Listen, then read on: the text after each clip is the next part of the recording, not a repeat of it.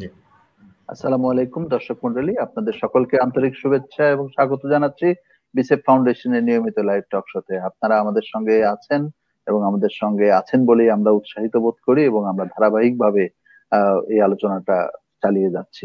আপনারা জানেন যে বিসেফ ফাউন্ডেশন একটি নাগরিক সংগঠন এবং এই নাগরিক সংগঠন হিসেবে আমরা নিরাপদ খাদ্য উৎপাদন থেকে নিরাপদ খাদ্য বিপণন, অর্থাৎ যেটা ক্ষেত থেকে পাত, সেই ক্ষেত থেকে পাত যে টোটাল ভ্যালু চেইন, এই ভ্যালু চেইনের বিভিন্ন স্তরে জমিয়ে থাকা যে সমস্যাগুলো, সেই সমস্যাগুলো কি, সেই সমস্যাগুলোর সমাধান কি হতে পারে, সেখানে ব্যক্তির দায়, রাষ্ট্রের দায়, সমাজের কর্তব্য, সবটা নিয়েই আমরা বিভিন্ন আলাপ আলোচনা করি। আমাদের নিজেদের মধ্যে ভাবের যেমন আদান প্রদান হয়, একই সঙ্গে আমরা চেষ্টা করি যে যে ইস্যুগুলো বেরিয়ে আসে সেই ইস্যুগুলো নীতি নির্ধারণী পর্যায়ে তুলে ধরার জন্য। আপনারা জেনে খুশি হবেন যে বিসেফ ফাউন্ডেশন প্রায় 200-র বেশি সেশন করেছে এই করোনা কালে। আমরা শুরু করেছি এবং প্রায় 200-র বেশি শো করেছি এবং তার মধ্য দিয়ে আমরা অনেক সুপারিশ পেয়েছি এবং আমরা যত আলোচনা করছি তত এর এর নতুন নতুন ডালপালা গজাচ্ছে এবং আমরা নতুন নতুন বিষয়বস্তুর সঙ্গে পরিচিত হচ্ছি এবং আমরা দেখছি যে আসলে আমাদের করবার রয়েছে অনেক। কিন্তু এই সমস্ত কথাগুলোকে ঘুরিয়ে যদি সংক্ষেপ করে যদি একটা জায়গায় নিয়ে আসা যায়, তাহলে যে জায়গাটায় আলোচনাটা দাঁড়ায় সেটা হচ্ছে আমাদের মনের পরিবর্তন যদি না হয়, আমাদের মনোজগতের পরিবর্তন যদি না হয়, আমরা নিজেরা যদি নিজেদের দৃষ্টিভঙ্গি না পরিবর্তন করতে পারি, তাহলে কিছুই হবে না। হ্যাঁ, আমাদের নিজেদের মনের মধ্যেকার পরিবর্তনটাই হচ্ছে আসল পরিবর্তন। কেননা আমরা আমরা যে ধরনের নীতি কৌশলের পরিবর্তনটা চাই, সেই নীতি কৌশলের পরিবর্তনের পথে একটা বিরাট অন্তরায় হচ্ছে আমাদের মানসিকতার অভাব। যেমন ধরুন যে বাজারে এখন শীতকাল, আমরা একদিকে যেমন করোনার দ্বিতীয় ঢেউয়ের আতঙ্কের মধ্যে রয়েছি, আরেকদিকে পুষ্টিবিদরা বলছেন যে বাংলাদেশে যে পরিমাণ সবুজ শাকসবজি পাওয়া যায়, এই এই এই শাকসবজি আমরা যদি বেশি বেশি করে নিয়ম মেনে পুষ্টি রক্ষা করে যদি গ্রহণ করতে পারি, তাহলে আমাদের শরীরের যে অ্যান্টিবডি তৈরি হওয়া অথবা রোগ প্রতিরোধ ক্ষমতা তৈরি হওয়া, সেটা কিন্তু খুব সহজেই হতে পারে। এবং উই আর ব্লেসড যে আমাদের এত বিচিত্র সব শাকসবজি আমাদের দেশে রয়েছে। এবং অনেকের কাছে মনে হতে পারে দাম বেশি, কিন্তু আসলে কিন্তু খুব দাম বেশি নয়। কারণ ঢাকার বাজার এবং স্থানীয় বাজারের মধ্যে একটা বিরাট পার্থক্য রয়েছে। সারা দেশের মানুষ এই সবজিগুলো খুব সহজেই খেতে পারে, কিন্তু আসলে আমরা কতটুকু জানি সেইটা হচ্ছে একটা প্রশ্ন। এবং আমাদের মানসিকতার মধ্যে যে ওই যে প্যাকেটজাত খাবার কিংবা দামি খাবারের যে একটা মনোভাব রয়েছে, সেই প্রবণতা। মনোজগতের পরিবর্তন, হ্যাঁ প্রবণতা, সেই মনোজগতের পরিবর্তনটা যদি না হয় আমরা কিছুই করতে পারবো না। আমাদের সরকারের কাজের মতো সেই ধরনের বিষয়গুলো রয়েছে। যাই হোক, এই ব্যাপারে এক্সপার্টরা কথা বলবেন, আপনারা আমাদের সঙ্গে থাকবেন। জনাব শাকিল আহমেদ সাহেব ইতিমধ্যে যুক্ত হয়েছেন, জামাল উদ্দিন সাহেব যুক্ত হয়েছেন, আপনাদেরকে শুভেচ্ছা এবং স্বাগত জানাচ্ছি। আরো অনেকে নিশ্চয়ই যুক্ত আছেন। আমরা সবাইকেই স্বাগত জানাচ্ছি এবং পর্যায়ক্রমে আপনাদের মন্তব্যগুলো আলোচনায় আসবে। আজকে আমাদের সঙ্গে কথা বলবার জন্য যুক্ত হয়েছেন আমাদের একজন প্রযুক্তিবিদ, একজন চিন্তাশীল মানুষ, জনাব নুরুল কবির। তিনি নানান ক্যাপাসিটিতে বিভিন্ন সময় কাজ করেছেন। এই মুহূর্তে foreign investors, chamber of foreign investors এর এক্সিকিউটিভ ডাইরেক্টরের দায়িত্ব পালন করছেন জনাব নুরুল কবির সাহেব, তাকে স্বাগত জানাচ্ছি। আমাদের সঙ্গে আলোচক হিসেবে যুক্ত আছেন তাসনিম হাসিন পাপিয়া। আপনারা তাসনিম হাসিন পাপিয়াকে চিনেন এবং তিনি দেশের একজন বরেণ্য পুষ্টিবিদ। এই মুহূর্তে কাজ করছেন ইউনাইটেড হাসপাতালের প্রধান পুষ্টিবিদ হিসেবে। আমাদের শোতেও তিনি আগে এসছেন। আমরা পাপিয়া আপাকেও স্বাগত জানাই। আমাদের এই অতিথিদেরকে নিয়ে আলোচনাটি সঞ্চালনা করবেন কৃষি বিজ্ঞানী ডক্টর মোহাম্মদ জয়নুল আবেদিন। তিনি কানাডা থেকে আমাদের সঙ্গে যুক্ত আছেন।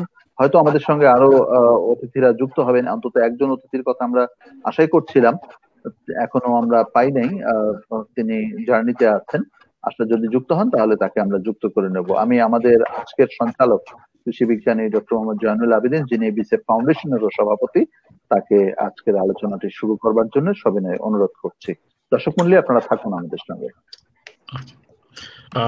ধন্যবাদ মিটন। মিটনের এত সুন্দর উপস্থাপনার পরে এবং শুরুর বক্তব্যের পরে আসলে আমার খুব বেশি একটা বলার নাই, ফলে আমি সরাসরি আসলে আমাদের আজকের আলোচ্য বিষয়ের ভিতরে যেতে চাই। নুরুল কবির এবং পাপিয়াকে দুজনকেই আমাদের তরফ থেকে স্বাগতম। বিশেষ করে নুরুল কবির অসুস্থ অবস্থায় আমাদের সঙ্গে এসেছে, আমরা এর জন্য আসলে কৃতজ্ঞ। ও কেবল কোভিড-19 থেকে ছাড়া পেয়েছে আর কি, ফলে তারপরে তার অসুস্থ শরীর নিয়ে কবির আমরা আসলে অনেক কৃতজ্ঞ আর কি। বিশেষ করে আমি মনে করি যে আমাদের সবার কৃতজ্ঞতা যে তার মধ্যে একজন চিন্তাশীল ব্যক্তি আমাদের এটা নিয়ে করবেন। উনি রোটারির যে একজন নেতা, আমাদের রোটারি, বাংলাদেশে রোটারি আন্দোলনের সেই গোড়া থেকেই রয়েছেন, ওনার ওনার জীবনের গোড়া থেকেই আর কি, যদিও রোটারি আরো আগে শুরু হয়েছে বাংলাদেশে। তো এবং ওখানেও একটা নেতৃত্বই দিচ্ছেন, এবং আশা করতেছি যে ভবিষ্যতে হয়তো উনি আমাদের আরো আনুষ্ঠানিকভাবে নেতা নির্বাচিত হবেন। তো যাই হোক, আসল যে কথাটার জন্য আজকে এনাদের সঙ্গে আমরা একসঙ্গে যুক্ত হয়েছি, সেটা যে আমাদের মিটন বলেছে যে নিরাপদ খাদ্যের সম্বন্ধে মনোজগতের পরিবর্তন। আপনারা এটা জানেন যে আমরা যে কোনো একটা খাদ্য চক্রের সঙ্গে আমাদের উৎপাদন জড়িত রয়েছে, উৎপাদনের আগে প্রযুক্তি আছে, ইত্যাদি নানান কিছু উপকরণের বিষয় আছে, ব্যাকওয়ার্ড লিঙ্কেজ বলি যাতে ইংরেজিতে আমরা, পিছন দিকের সংযোগগুলো, আর উৎপাদনের পরে সেটার শস্য সংগ্রহ, তারপরে থেকে আরম্ভ করে একেবারে আমার খাবার টেবিলে আসা পর্যন্ত নানান স্তর পার হয়। এবং আমরা জানি যে এই বিভিন্ন স্তরের উৎপাদন থেকে আরম্ভ করে আমার খাবার টেবিলের, আমার ঘরের ফ্রিজে পর্যন্ত খাবারটা নষ্ট হয়ে যেতে পারে। আর এটাকে খাবার টেবিলে আসার আগে এটাকে এই বিভিন্ন জায়গায় আমরা জানি এটা দূষিত হচ্ছে নানাভাবে। একদিকে কীটনাশক প্রয়োগ করা হচ্ছে, অথবা মাছ উৎপাদন করতে গেলে নানা রকম খাবার দেয়া হচ্ছে যেটা সুস্থ নয়, মানুষের, মাছের জন্য সুস্থ নয়, মানুষের জন্য নয়। হাঁস মুরগি উৎপাদনও একই অবস্থা হচ্ছে। আবার সেগুলো নিয়ে কাঁচা আম পেড়ে রং দিয়ে, কেমিক্যাল দিয়ে পাকা করে ফেলতেছি। আবার রেস্টুরেন্টের ভিতরে খাইতে যাবেন, স্বাস্থ্যকর পরিবেশ নাই, আবার ভেজাল অনেক কিছু দেওয়া হচ্ছে, এটার একটার মধ্যে রং দিয়ে সেটাকে আর একটা বানায় দেওয়া হচ্ছে। এই যে পরিস্থিতি হয়ে গেছে, যে আমাদের সর্বত্র, আমাদের ধারণা যে আমাদের শিক্ষা, যেটা বলছেন, শিক্ষাটা আমাদের মনোজগতের ভিতরে পরিবর্তন আনা দরকার। আমরা প্রত্যেকটা লোক যদি দায়িত্বশীল না হই, আমাদের নৈতিকতা যদি ঠিক না থাকে, আমরা যদি এই ব্যাপারটা সচেতন না হই যে না, আমি এই কাজটা, যে কাজটা খারাপটা করতেছি এটা করা উচিত না আমার, তখনই আসলে আমরা আসলে মূল পরিবর্তন আশা করতে পারবো। তো এই জন্য আমরা, আমাদের চিন্তা যে শিক্ষাটা, সেটা স্কুলে হোক বা পরিবারে হোক বা সমাজের যে বিভিন্ন জায়গায় হোক, ঘর থেকে বের হলেই তো আমি আর এক জায়গায় চলে যাচ্ছি, প্রত্যেকটা জায়গাতেই, বন্ধু বান্ধব সব জায়গাতে একটা শিক্ষার একটা প্রভাব রয়েছে। আমরা এটা নিয়ে আজকে আমাদের তিনজনই আছেন আমাদের সঙ্গে, পাপিয়া, তাসনিম পাপিয়া আছে, নুরুল কবির আছে, আব্দুর রহমান মিটন আছেন। আমি ওনাদের কথা শুনবো আজকে। আর দর্শক মন্ডলী, শ্রোতা মন্ডলী যারা আমাদের সঙ্গে আছেন, আপনারাও আমাদের সাথে থাকবেন, আপনাদের মন্তব্যগুলো আমাদেরকে কাজে লাগে, আমাদের সঙ্গে থাকবেন, এবং আপনাদের ফেসবুক ওয়ালে এটাকে শেয়ার করতে পারেন আমাদের, যাতে করে মানে আপনার বন্ধু বান্ধবরাও দেখতে পারে। তো আমি প্রথমে আসলে যাব একটু পাপিয়ার কাছে, যেহেতু নিরাপদ ও পুষ্টিকর খাবার নিয়ে আমরা তার সূত্রপাত সবকিছু। আমি তাসনিম পাপিয়ার কাছে যেতে চাই যে এই ব্যাপারটা আসলে মনে হয় যতদূর পারা গেছে ততদূর খোলাসা করে বলেছি, যে আমাদের পুষ্টির ব্যাপারটাই কোথায় আছে, আর মনোজগতের পরিবর্তনের জায়গাটাই কোথায় আছে। এটা কাইন্ডলি আপনি আমাদের আপনার মতামত ব্যক্ত করবেন। আসসালামু আলাইকুম সবাইকে। প্রথমেই ধন্যবাদ জানাচ্ছি বিসেফ ফাউন্ডেশনকে, খুব সুন্দর কিছু টপিক নিয়ে এই পুরো প্যান্ডেমিক সময়টাতে তারা অনেক অনেক ওয়ান্ডারফুল প্রোগ্রাম অ্যারেঞ্জ করেছেন। আমি মনে করি যেটা আমাদের সমাজে এবং সার্বিক দেশের জনগণের জন্য যারা ওয়াচ করছেন বা যারা ফলো করছেন বিসেফ ফাউন্ডেশনকে, নিঃসন্দেহে খুব ভালো কিছু মেসেজ বয়ে এনেছে। তো আজকের টপিকটা আমার কাছে, আমি যখন শুনেছি টপিকটা সম্বন্ধে, আমি যখন জানলাম, টু বি ভেরি অনেস্ট, আমার কাছে মনে হচ্ছে খুবই খুবই গুরুত্বপূর্ণ একটি টপিক। আমি ছোট্ট করে এভাবে শুরু করতে চাই যে আমরা একদম উইনিং এ চলে আসি, যে একটি শিশু যখন ব্রেস্ট ফিডিং তার শেষ হয়, মায়ের বুকের দুধের প্রতি নির্ভরতা সময়টা পার করে 6 মাস বা 5.5 মাস বয়স থেকে যখন সে উইনিং এ পদার্পণ করে, ভুলগুলো আমাদের তখন থেকেই শুরু হয়। এবং এই ভুলগুলোর পিছনে কিন্তু আমি মনে করি আমাদের দেশে অন্তত মানসিক পরিবর্তনটা বা মাইন্ডসেট, নিজেদের সাইকোলজিক্যাল কনসেপ্ট, এটি সবচেয়ে বড় ভূমিকা পালন করে বলে আমি মনে করি। আমরা কিন্তু এখন দেশের সার্বিক পরিস্থিতি যা, অনেকটা ওই জায়গা থেকে সরে এসেছি যে শুধুমাত্র যে যারা লোয়ার মিডল ক্লাস বা লোয়ার ইনকাম ক্লাস তাদের শিশুরাই শুধু অপুষ্টিতে ভুগছেন বা তারাই সাফার করছে তা না, ইভেন আপার মিডল ক্লাস বা আপার ইকোনমিক ক্লাসেরও কিন্তু দেখা যাচ্ছে প্রচুর বাচ্চা আমরা পাচ্ছি বা প্রচুর শিশু গ্রোয়িং এজে আমরা পাচ্ছি যারা কোনো না কোনো ভাবে ম্যালনিউট্রিশনের শিকার। এটার জন্য কিন্তু স্পেসিফিকলি দায়ী তার শিশুটির এবং শিশুটির গার্জিয়ানদের মাইন্ডসেট। খুব সহজেই আমি বলতে চাই যে অনেক মা আমার কাছে আসে, আমি বাংলাদেশে একটি অন্যতম প্রাইভেট হসপিটালে কাজ করছি, ইউনাইটেড হসপিটালে, জি, অ্যাফ্লুয়েন্ট সোসাইটির অনেক মারাই আসছেন তাদের সন্তানকে নিয়ে। তো প্রথম কথাটাই যেটা থাকে যে আমার ছেলে বা মেয়ে চিকেন ছাড়া কিছু খায় না, অর্থাৎ মুরগি ছাড়া কোনো কিছু খায় না, মাছ তো খায় না, আমি কি করব, মাছ খায় না। তো এখানে একটা বিষয় হচ্ছে যে আমাদের মাইন্ডসেটটা, কারণ একটি শিশু যখন তার খাদ্যাভ্যাস শুরু হয় তখন কিন্তু সে ওই পার্টিকুলার সেই খাবারগুলোরই টেস্ট সম্বন্ধে জানতে পারে যা তাকে প্রোভাইড করা হয়, অর্থাৎ তার গার্জিয়ান বা তার মা বাবা যেই খাবারগুলো তাকে দিচ্ছেন সেই খাবারগুলোর টেস্ট সম্বন্ধে কিন্তু ওর একটা আইডিয়া হচ্ছে। তো এখানে যে আমাদের একটা প্রি কনসেপচুয়াল মাইন্ডসেট যে চিকেনটাই হয়তো বেটার খাবার বা মুরগিটাই হয়তো দেয়াটা ভালো, একটু বড় হওয়ার পরে ওটমিলটা সকালে দেয়া ভালো, বা আমরা অনেকেই সকালে ওটমিল খেয়ে থাকি, it's very healthy, I am not talking against oatmeal বা ওটস, বাট তারপরও কিন্তু এটি একটি প্যাকেটজাত খাবার এবং এটি আসলে বিদেশি খাবার। একইভাবে ওটমিলটা আমরা কেন বলছি হেলদি, ওটমিলটা আমরা হেলদি বলছি এ কারণে it's a very good source of fibre and complex carbohydrate. তো কমপ্লেক্স কার্বোহাইড্রেট এবং ফাইবারের কিন্তু আমাদের দেশীয় অনেক অনেক সোর্স আছে, হতে পারে সেটা লাল চিরা, হতে পারে সেটা শাক, হতে পারে সেটা লতি, তো যেটা কম্পারেটিভলি কিন্তু নিউট্রিশনাল পার্সপেক্টিভে অনেক অনেক বেশি উপরের শ্রেণীর। তো এই বিষয়গুলোতে আমি মনে করি আমাদের মাইন্ডসেটের পরিবর্তনটা খুব দরকার। তো মাইন্ডসেটটা কিভাবে পরিবর্তিত হবে? Two educate general people.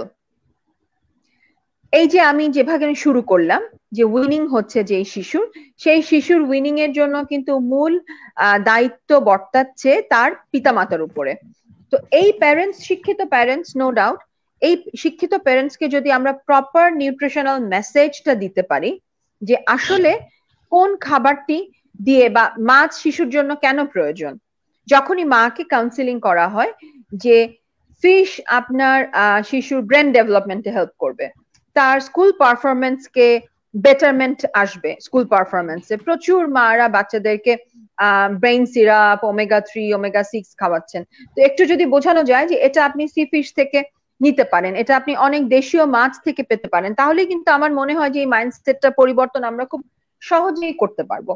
তো আসলে মনোজাগতিক পরিবর্তনের জন্য আমি মনে করি, যেটা আমার এত কথা বলার উদ্দেশ্য, যেটা যে education is very important, two educate, proper nutritional education. এবং এই প্রপার নিউট্রিশনাল এডুকেশনের জন্য আমাদের যেমন ধরেন আমরা চেম্বারে যখন পেশেন্ট দেখছি, আমরা 1-to-1 সেশন করে প্যারেন্টসকে এডুকেট করার চেষ্টা করছি বা পেশেন্টটাকে নিউট্রিশনালি এডুকেট করার চেষ্টা করছি, কিন্তু এই এডুকেশনটা কিছু কমন নিউট্রিশনাল এডুকেশন আমাদের সামাজিক পর্যায়ে এবং আলটিমেটলি রাষ্ট্রীয় পর্যায়ে নিয়ে আসতে হবে এবং খুব ব্যাপক আকারে। স্পেসিফিকলি যেমন আমরা আরেকটি উদাহরণে আমি যেতে চাই, আমি প্রায়শই আমার পেশেন্টদেরকে বলে থাকি যে ডায়াবেটিক পেশেন্ট, উনি প্রথমেই জানতে চান একজন পুষ্টিবিদের কাছে এসে আমি কি কি খাবো না। তো এই কি কি খাবো না জানতে চাওয়ার অন্যতম কারণ যে কিভাবে উনি উনার রক্তের ব্লাড সুগার, অর্থাৎ রক্তের এই শর্করার পরিমাণটাকে নিয়ন্ত্রণ করবেন যাতে তার ইনসুলিন রেস্টে থাকবে, তো ডায়াবেটিসটা কন্ট্রোল হবে, মূল কথা যেটা। তো ডায়াবেটিক কন্ট্রোল করার জন্য যেমন কিছু কিছু খাবার খাবো না, এটাই আমরা যুগে যুগে জেনে আসছি যে ডায়াবেটিক রোগী মিষ্টি খাবে না, অতিরিক্ত ভাত খাবে না, রাতে রুটি খাবে, কিন্তু ডায়াবেটিক কন্ট্রোল করার জন্য কিন্তু কিছু কিছু খাবারও আছে যেটা খেতে হবে, যেটা ডায়াবেটিক কন্ট্রোল করতে হেল্প করবে। তার মধ্যে অন্যতম হচ্ছে ফাইবার। একজন ডায়াবেটিক পেশেন্ট যদি দিনে অন্তত একবার শাক জাতীয় খাবার প্রতিদিন দৈনিক রাখেন, যে একটা লিফি ভেজিটেবল সার্ভিংস তার রেগুলার থাকবে, তাহলেই কিন্তু সে ইনসুলিন ডিপেন্ডেন্ট হোক অথবা নন ইনসুলিন ডিপেন্ডেন্ট হোক।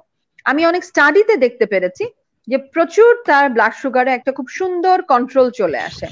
তো এই বিষয়গুলো যেগুলো খুব কমন ইস্যুস, এগুলো আমি মনে করি যদি শুধু সামাজিক পর্যায়ে না, রাষ্ট্রীয় পর্যায়ে যদি আমরা কিছু ভূমিকা পালন করতে পারি, কিছু রাষ্ট্রীয় পর্যায়ে কার্যকলাপের মাধ্যমে, আমি মনে করি আপনাদের মতো ফাউন্ডেশন সেটাকে অনেক বেশি ভাবে প্রপারলি ফ্লারিশড করতে পারবে।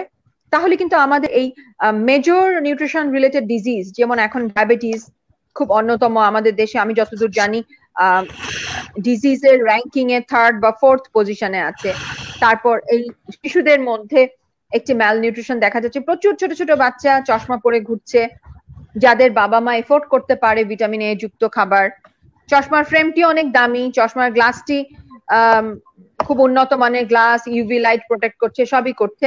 এই বেলায় কিন্তু প্যারেন্টস যথেষ্ট এফোর্ট দিচ্ছে রিগার্ডিং দ্য গ্লাসেস, কিন্তু এই গ্লাসটা যাতে সন্তানকে পড়তে না হয় তার আগের এফোর্ট গুলো কি থাকছে? তার আগের এফোর্ট গুলো থাকছে ম্যাক্সিমাম কেসেসে ফর্টিফাইড কমপ্লেক্স, ফর্টিফাইড সিরিয়ালস, ফর্টিফিকেশনের দিকে অনেক অনেক বেশি নজর দেওয়া হচ্ছে। আর আমরা আরেকটা বিষয় খুব ভুল করে ফেলি, সেটা হচ্ছে ওয়েস্টার্নে কি করছে। ওয়েস্টার্ন কান্ট্রিতে কিন্তু এক ধরনের মাইক্রো অ্যান্ড ম্যাক্রোনিউট্রিয়েন্ট ডেফিসিয়েন্সি, আমাদের দেশে নিউট্রিশনাল ডেফিসিয়েন্সি গুলো আরেক রকম। কিন্তু ম্যাক্সিমাম ক্ষেত্রে আমরা স্পেশালি বাচ্চাদের খাবারের ক্ষেত্রে আমরা ফলো করছি ওয়েস্টার্ন সোসাইটি, তখনই কিন্তু একটি বড় রকম পুষ্টিগত মানের তারতম্য চলে আসছে এই শিশুগুলোর। তো এই ফর্টিফাইড সিরিয়ালের দিকে না গিয়ে বা ইউভি প্রোটেক্টেড গ্লাসের কাচের দিকে না গিয়ে যদি একদম উইনিং এর সময় থেকেই আমরা লক্ষ্য রাখতে পারি যে বাচ্চাটা কিছুতেই যাতে ভিটামিন এ ডেফিসিয়েন্সি না হয়, খুব দেশীয় খাবার দিয়ে, শাক, ক্যারটস, গাজর, একটু রঙিন খাবার, খুব দেশীয় খাবার দিয়ে যদি তাদের ভিটামিন এটা একদম উইনিং এর শুরু থেকেই আমরা মেনটেন করতে পারি, তাহলে এই চোখের সমস্যাটা থেকে খুব সহজেই বের হয়ে আসা যায়। এরকম ছোট ছোট কিছু উদাহরণ আমি দিলাম যেগুলো আরেকবার আসবো। আচ্ছা পাপিয়া, আসলে খুবই সুন্দর কতগুলো কথা বলেছেন। একটা জিনিস খুব গুরুত্বপূর্ণ, যে আমার বাচ্চার যদি খাদ্যাভ্যাস পরিবর্তন করতে হয়, তাকে তার যখন থেকে সে মায়ের দুধ ছাড়া শুরু করে তখন থেকেই আসলে তার এই খাদ্যের অভ্যাসটা গড়ে তোলা দরকার। এবং সেটার জন্য মায়ের দায়িত্বটা খুব বেশি গুরুত্বপূর্ণ। হয়তো আর একটু বড় যখন হবে তখন বাবারও দায়িত্ব আসে, ওই নিয়ে গেল, গিয়ে যে চকলেট কিনে দিল কিংবা ফাস্টফুড কিনে দিল, এগুলাতে না গিয়ে বাবা মায়ের দায়িত্বটা, মোট কথা হচ্ছে একজনের মনোজগৎটা, আমাদের মনোজগৎ, বাবা মায়ের মনোজগতের পরিবর্তন আনা দরকার, যাতে করে ওর মনটাকে সঠিকভাবে, ওর মনোজগতের ভিতরে নিরাপদ খাদ্যের সম্বন্ধে, পুষ্টিকর খাদ্য সম্বন্ধে একটা ধারণা গড়ে ওঠে, একটি সঠিক ধারণা তৈরি হয়। আরেকটা কথা বলেছেন যে আপনি আমাদের যে আমরা যে মানে পাশ্চাত্য জগতের খাবার দিয়ে এই দোকান থেকে ফর্টিফাইড এটা কিনতেছি, ফর্টিফাইড ওটা কিনতেছি, তারপরে আমরা কি ওটমিলের কথা বলছেন, এগুলার যেগুলা কারণে ওগুলা খাওয়াই, এগুলা আমাদের দেশীয় শাক সবজি খাবারের মধ্যেই যথেষ্ট রয়ে গেছে। আপনি সেগুলা খুব পরিষ্কার করে বলেছেন যে আমাদের মাছ খাওয়ান, আমাদের শাকসবজি খাওয়াতে অভ্যাস করে, তাহলেই ওই ফর্টিফাইড ওই সমস্ত জিনিস এবং আমাদের যে ওটমিল ইত্যাদি প্যাকেট করা ওটমিল খাওয়ানোর দরকার। এটা খুবই একটা গুরুত্বপূর্ণ কথাটা হয়েছে। এবং সবচেয়ে যেটা আমার কাছে বেশি আরো দাগ কাটছে, যেটা হলো যে তাকে কি ইউভি রশ্মি ইয়ে করতে পারে, আলট্রাভায়োলেট রে যাতে ইয়ে করতে, তার জন্য চশমার লেন্স ইয়ে পড়তেছে, কাজ পড়তেছি, বাচ্চার যাতে নিজস্ব ন্যাচারালি যাতে এটা ক্ষমতাটা হয়, তার জন্য শাকসবজি ইত্যাদি খাওয়ালে হয়তো তার করা লাগবে না। বলে এই আর তারতম্য আমাদের যে বিদেশের মানুষ যেগুলা খাওয়ায়, তাদের দেশে মাইক্রোনিউট্রিয়েন্ট ছোট ছোট যে যে ইয়েগুলো আছে, সেগুলা পাশ্চাত্য জগতে এক ধরনের সমস্যা, আমাদের দেশে আরেক ধরনের সমস্যা। ফলে ওদের খাবারের নকল করার দরকার নেই আমাদের, ফলে ইউভি লেন্সও পড়ার দরকার নেই আমাদের। এটা এই জিনিসগুলো আসলে মূল মেসেজ আমি যেটা বলতে পারতেছি, আমি একটু রিপিট করলাম যাতে আমরা সবাই এক জায়গায় থাকি আর কি।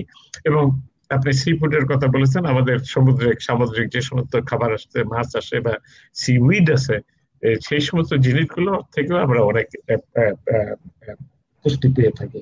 তো আমি আপনার কাছে আবার আসবো এই জিনিসগুলো, এই মনোজগতের পরিবর্তনটা নিয়ে হয়তো আরেকবার, এবং সেইখানে শিক্ষার ভূমিকাটা কি ধরনের, শিক্ষাটা আনুষ্ঠানিক অথবা অনানুষ্ঠানিক, এই কথাগুলো নিয়ে আপনার কাছে আবার আসবো। কিন্তু তার আগে আমি আমার আরেক ভাই নুরুল কবির, সরি আমি নুরুল কবির কাছে যাওয়ার আগে আমি একটু এখানে 2-3টা শুভেচ্ছা বিনিময় হয়েছে, আমি সেটা একটু বলে শোনাই। প্রশ্ন আসে নাই এখনো, সবাই অনেকেই আছে আমাদের সঙ্গে। নীলুফার তাসনিম, নীলুফার তোমার নামের সাথে মিল আছে যদিও, নীলুফার তাসনিম উনি আমার গৃহিণী, আমার ওই ঘরে ড্রয়িং রুমে বসে শুনতেছে আমাদের সবাইকে। নুরুল কবিরকে আসসালাম জানাইছেন এবং আল্লাহ আপনাকে সুস্থ করে তুলুক, এই দোয়া, এবং পাপিয়ার জন্য শুভকামনা। পাপিয়ার সঙ্গে পরিচয় হয় নাই, পাপিয়া হলো ঠুনের বোন আর কি, ওদের গোষ্ঠীর বড় বোন। ধন্যবাদ আপনাকে, ধন্যবাদ। ধন্যবাদ, ধন্যবাদ। আচ্ছা, আর হলো যে আরেকজনকে নীলুফার আপাকে শুভেচ্ছা জানাইছে, যাই হোক এটা ঠিক আছে। আর যাই হোক, এটা হলো এই জায়গাটা। আমি এখন নুরুল কবির এর কাছে যাব। নুরুল কবির, আমি আরেকবার সবাইকে যারা দেরিতে আসছে তাদেরকে জানানোর জন্য বলি, নুরুল কবির আমাদের একজন বিশিষ্ট চিন্তাবিদ, একজন সমাজসেবী, এবং সেই সাথে সে প্রযুক্তিবিদ, এবং বর্তমানে চেম্বার অফ কমার্সের কি পদবি বলেছিলাম আমি ভুলে গেছি, ফরেন ইনভেস্টর চেম্বার অফ কমার্সের এক্সিকিউটিভ ডাইরেক্টর। খুব মানে আসলে আমাদের আসলে খুব একজন শ্রদ্ধেয় ব্যক্তি, আমার কাছে ছোট ভাই। আমি আজকে, উনি কোভিড থেকে এই মাত্র মুক্ত পেয়েছেন, কিন্তু আমি বলেছি সে না করতে পারে নাই, এটার জন্য আমাদের সবারই কৃতজ্ঞতা। এবং এই অসুস্থ অবস্থায় যে আমাদের সঙ্গে কথা বলছেন। আমি নুরুল কবির, আমি এই কথাগুলো আগেও একটু বলেছি, আজকে আবার একটু এখন আপনাকে জিজ্ঞাসা করতে চাই যে এই যে আমাদের তাসনিম পাপিয়া যেটা সূত্রপাত করেছেন, আতর রহমান মিটন যে সূত্রপাত করেছেন, এইটার ধরে আমাদের এই যে নিরাপদ পুষ্টিকর খাবার, সেটা সম্বন্ধে মানুষের মনের ভিতরে একটা পজিটিভ চেঞ্জ আনার জন্য, স্থায়ী একটা পরিবর্তন, আচার আচরণে, কথাবার্তায়, সবকিছু স্থায়ী পরিবর্তন আনার জন্য আমাদের আসলে কোথায় কি করা উচিত, এবং তার জন্য শিক্ষাই কি ভূমিকা রাখতে পারে, কোন ধরনের শিক্ষা, আমরা সেটা নিয়ে আপনার একটু মতামত। ধন্যবাদ জয়নুল ভাই। আপনার যেটা ইচ্ছা করে সেটা আপনি যোগ করতে পারেন, আমার প্রশ্নটাই শুধু নয়, কিন্তু ধন্যবাদ জয়নুল ভাই, আমার কাছে অত্যন্ত গুরুজন, বড় ভাই।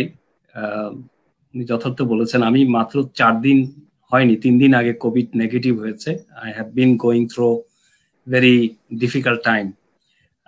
আমাকে হসপিটালাইজড হতে হয়েছিল। সবার দোয়ায় আমি আসলে সুস্থ হয়ে আসছি। এখন পোস্ট কোভিড কিছু কমপ্লিকেসি আছে, বাট জয়নুল ভাইয়ের ইনভাইটেশনকে রিগ্রেট করার সাহস আমার হয় না। আজকের যে আলোচনার যে মূল বিষয়, যেখানে তাসমিন আপা প্রথমেই শুরু করেছেন, she is the right domain expert for nutrition and other issues, but I am not that expert. But বিষয়টা যে জায়গাটাতে আমার কাছে মনে হয়েছে যে বৈশ্বিক যে পরিবর্তনটা আজকে সারা পৃথিবী কিন্তু প্রযুক্তির কারণে একটা ফ্ল্যাট ওয়ার্ল্ড হয়ে গেছে।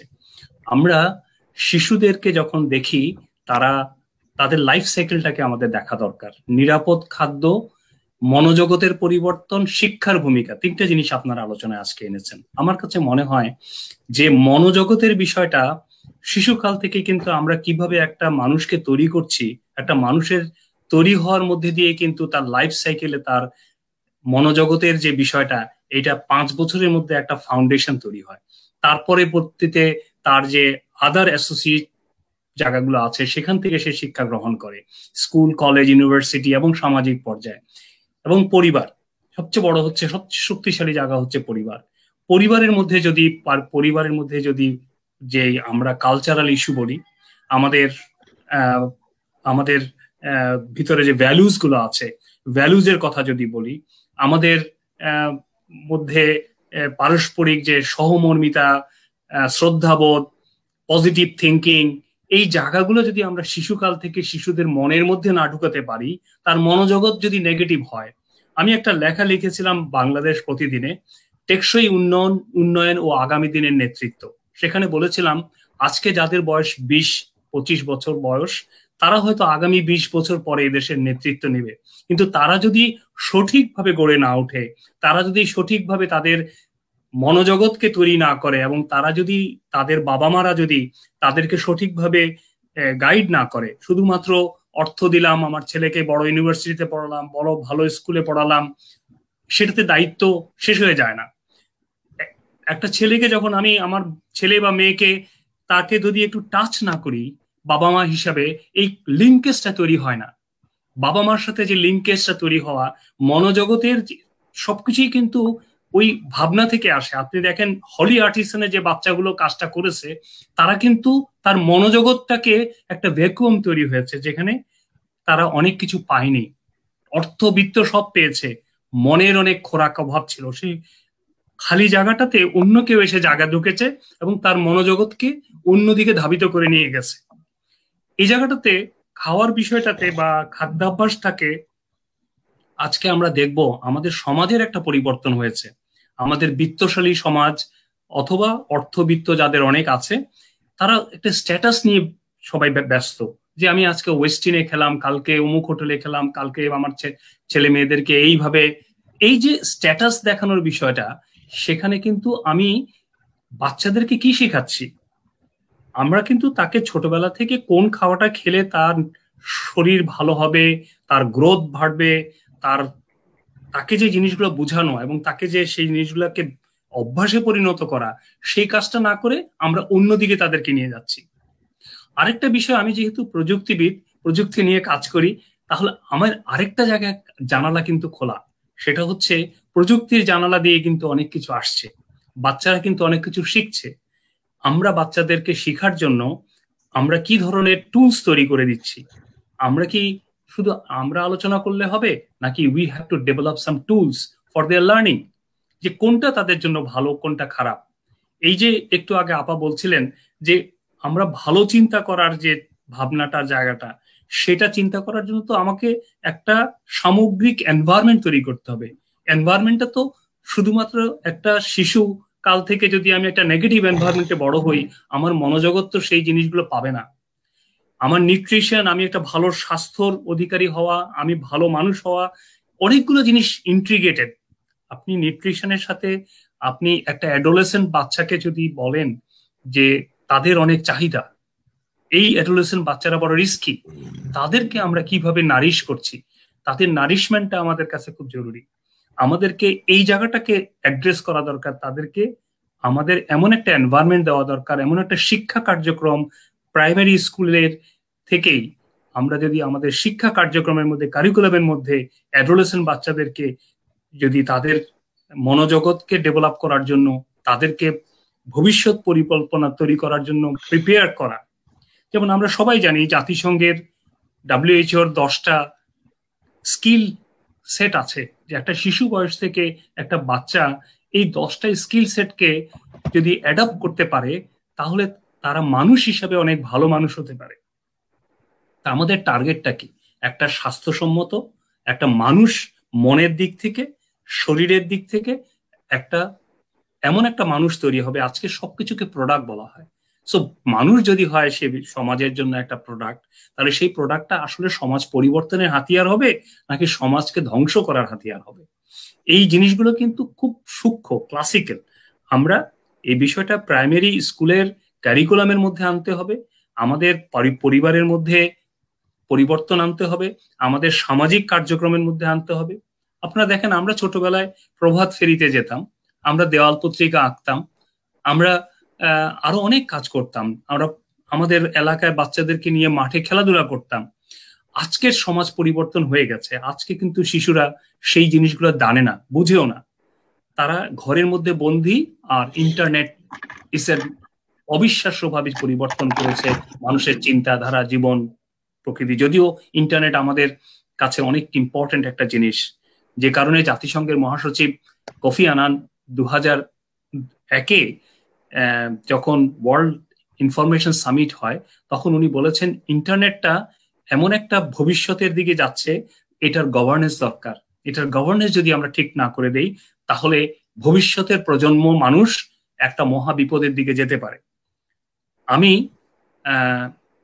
আপনাদের জন্য গর্বের বিষয় হবে বাংলাদেশ থেকে এই কমিটিতে ছিলাম, এবং গ্লোবাল অ্যাডভাইজারি কাউন্সিল যেটা হয় টপ লেভেল ডোমেইনে, সেখানেও ছিলাম। সেখান থেকে আমার অনেক কিছু লেসন আছে। এই যে আমরা ইন্টারনেটে অনেক কন্টেন্ট আপলোড করছি, এই কন্টেন্ট গুলো আসলে এই আজকের যে কথাগুলো বা আজকে যে উদ্দেশ্যে আমরা কাজটা করছি, এর জন্য কত পজিটিভ কন্টেন্ট আমি ইন্টারনেটে পাচ্ছি এই জায়গাগুলোতে, এবং মাল্টি ল্যাঙ্গুয়াল ইস্যু নিয়ে আমাদেরকে ভাবতে হবে। আজকে কিন্তু আমরা শুধুমাত্র শহরের বিত্তবান ফ্যামিলির ছেলে মেয়েদের ভাবলে হবে না, প্রান্তিক পর্যায়ে গ্রামের শিশুদের কথা চিন্তা করতে হবে, মাল্টি ল্যাঙ্গুয়াল ইস্যুর কথা চিন্তা করতে হবে, বাংলা ভাষায় আমরা তাদের কাছে কন্টেন্ট পৌঁছাতে পারছি কিনা। তার মানে এই শিক্ষা কার্যক্রমটা সাথে কোনো কম্প্রোমাইজ করা যাবে না। আমরা চাচ্ছি এটা, কিন্তু আমরা শিক্ষার উপকরণ দিচ্ছি না, টুলস দিচ্ছি না, তাহলে হবে না। আমার কাছে মনে হয় যে আমি এইটুকু আজ এখন আলোচনার মধ্যে রাখি, পরবর্তীতে আবার না হয় যোগ হব। আমাদের উচিত আমরা একটা টুলস যাতে দিতে পারি, শুধুমাত্র আমরা বলেই আমাদের দায়িত্ব শেষ করলে হবে না। We have to provide some tools for educating our future and educating the, এবং এই যে সমাজ পরিবর্তনে আমরা যাদেরকে চেঞ্জ মেকার বলবো, তারা যাতে চেঞ্জ মেকার হতে পারে, সেই জন্য আমাদেরকে হেল্প করা। ধন্যবাদ। মানে এই নুরুল কবির, তোমাকে ভাই অনেক ধন্যবাদ। যে শেষের কথাটা যদি আমি একটু টানি, যে আমাদের আসলে দরকার হলো চেঞ্জ মেকার তৈরি করার। আমরা শুধু নিজেরাই চেঞ্জ করতে বলতেছি, কিন্তু যাদেরকে চেঞ্জ করতে বলতেছি, মনোজগতের পরিবর্তন আনতে চাইতেছি, তারা যাতে অন্যদের মনোজগতের ভিতরে পরিবর্তন আনতে পারে, সমাজের যাতে পরিবর্তন আনতে পারে, সেই হিসেবেই তাদেরকে তৈরি করা আর কি। শুধু আমরা এটাই বলছি না, আজকে আপনার কথা থেকে খুবই পরিষ্কার ভাবে মানে আশান্বিত আমি, যে আমরা যে পরিবর্তন আনতে চাই, শুধু পরিবর্তন আনতে চাই পরিবর্তনের জন্য না, ওইটাই শেষ নয়, তারা যাতে পরিবর্তন আনতে থাকেন, এটা একটা গুরুত্বপূর্ণ। আর তার সম্বন্ধে বলছেন আজকে প্রযুক্তির কারণে, এই যে আমরা আজকে, আপনি ঢাকা শহরে, আরেকজন আরেক জায়গায়, আমি কানাডায়, বা আরেকজন লালমাটিয়ায়, এই প্রযুক্তির কারণে আমরা এক হতে পারলাম। এই প্রযুক্তি আসলে আমাদের, এটা আপনি সঠিকভাবে বলেছেন, আমাদের একটা মনের জানালাটা খুলে দেওয়ারও, মানে আসলে শিক্ষার জানালাটাও একটা খুলে দিচ্ছে। ফলে আমি কি শিখতেছি ওই জায়গা থেকে, সেটাও একটা গুরুত্বপূর্ণ। যে ফলে এটা দিয়ে এই যে প্রযুক্তির যে সম্ভাবনা রয়েছে, সেটাকে ব্যবহার করে আমার বাচ্চার ছোটবেলা থেকেই মনোজগৎটাকে করে নিয়ে এসে, আর এখন যারা 20 বছর 25 বছর যারা আর কয়েকদিন পরে জাতীয় নেতৃত্ব নেবে, তাদের মনোজগতের ভিতরে যাতে পরিবর্তন আসে, এটাও একটা খুব পরিবর্তন। তো আমরা এই যাবৎকাল আসলে যে জিনিসটা, মানে আমি এখন পর্যন্ত যেটা বুঝতে পারছি, যে আপনাদের কথা, যে আমাদের এই পরিবর্তন আনতে একদিকে যেরকম একটা মানুষকে যদি বলি তার শিশু অবস্থা থেকে আস্তে আস্তে, মানে এই শিক্ষার তো শেষ নেই, এই পরিবর্তন মানসিক অবস্থা তৈরি করার, মনোজগতের পরিবর্তন একটা বীজটা বুনতে হবে ছোট বয়সে, কিন্তু এটাকে ছেড়ে দেওয়া যাচ্ছে না, কারণ তার আস্তে আস্তে যখনই বড় হচ্ছে, সে স্কুলে যাচ্ছে, স্কুল থেকে একটা শিখতেছে, স্কুল থেকে আর একটু যখন কর্মে যাচ্ছে, কর্মে যা শিখতেছে, সমাজের বিভিন্ন জায়গাতে আসলে এই তার মনের অবস্থার পরিবর্তন হয়ে যেতে পারে। তো বলে সমাজের সেই সব জায়গাতেই সেই যাতে ইনফ্লুয়েন্স নেয়, আরেকজনকে পরিবর্তন আনতে পারে, সেটাও আমি একটা খুব মানে বুঝতেছি। এখন আমাকে একটু, আমি আবার একটু তাসনিম পেপিয়ার কাছে যাব। এই যে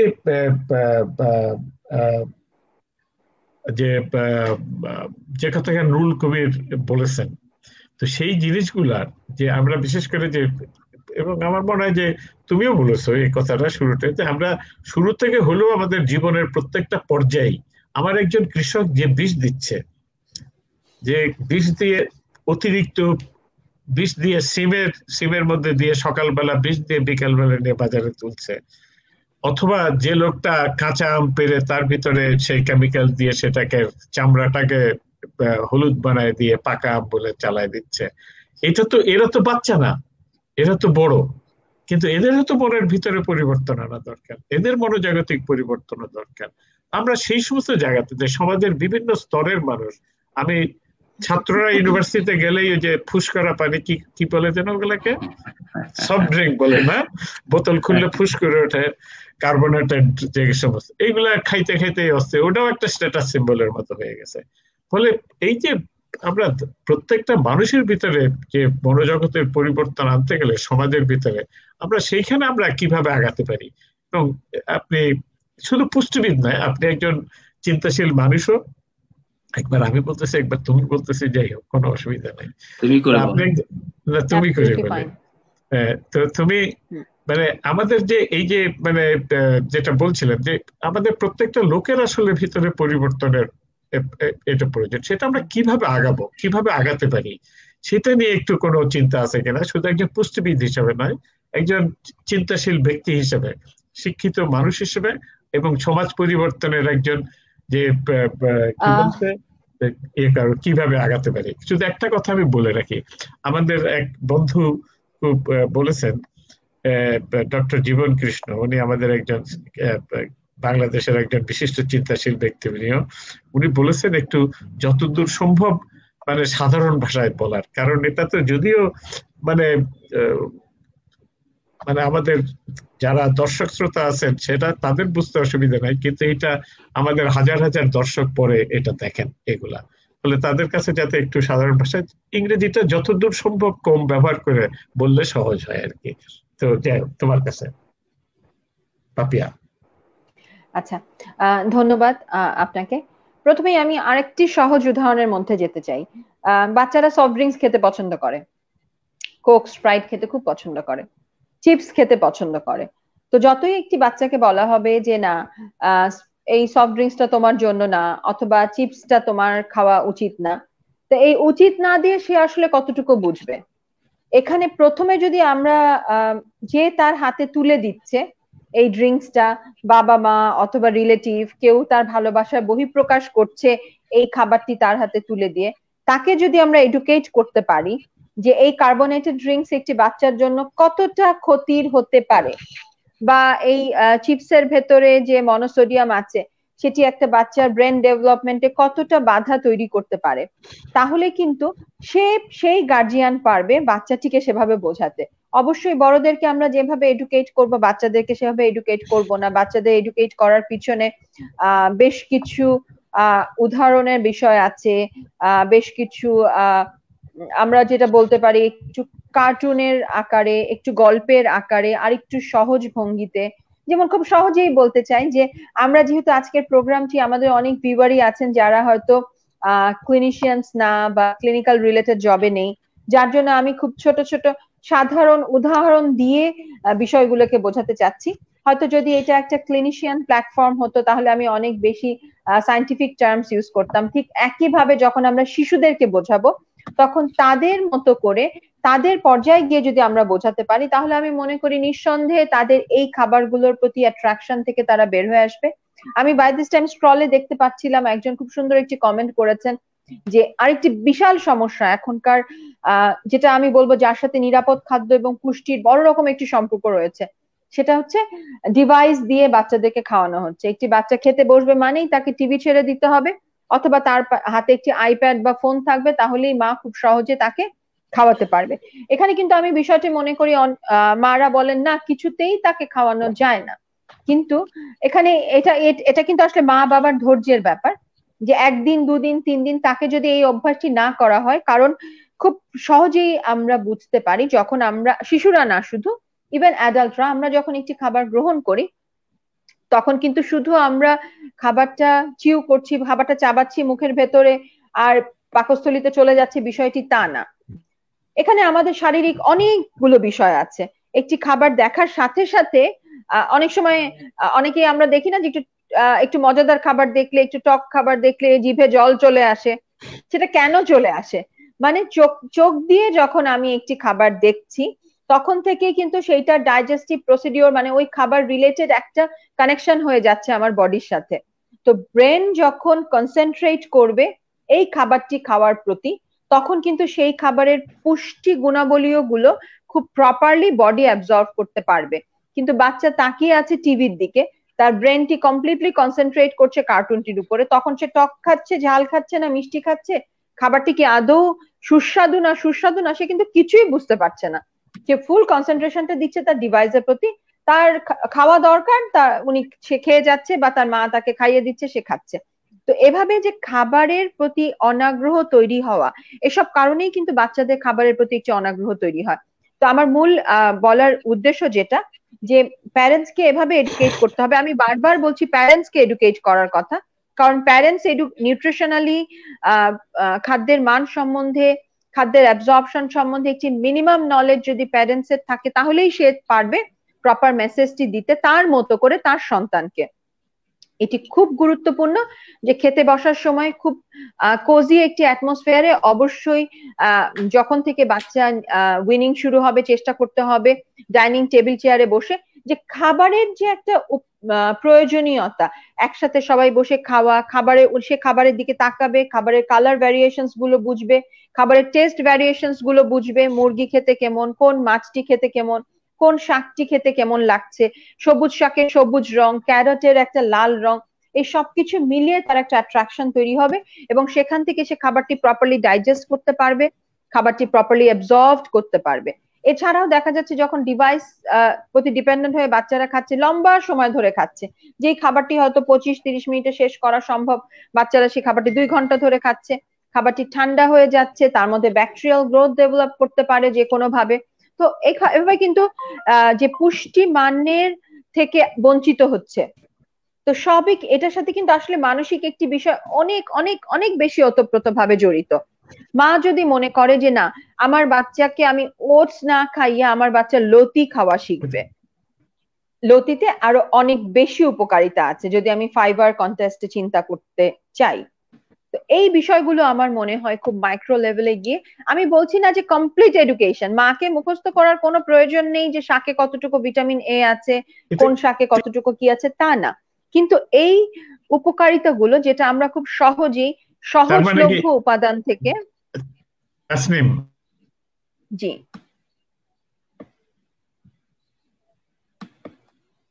জি শুনতে পাচ্ছি।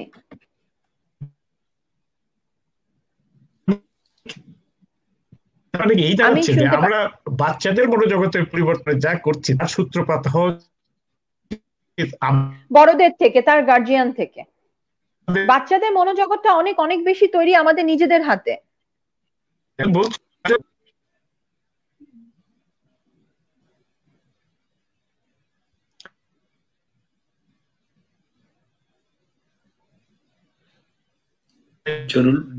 জনুল ভাই কি আপনাকে শুনতে পাচ্ছি না আমরা?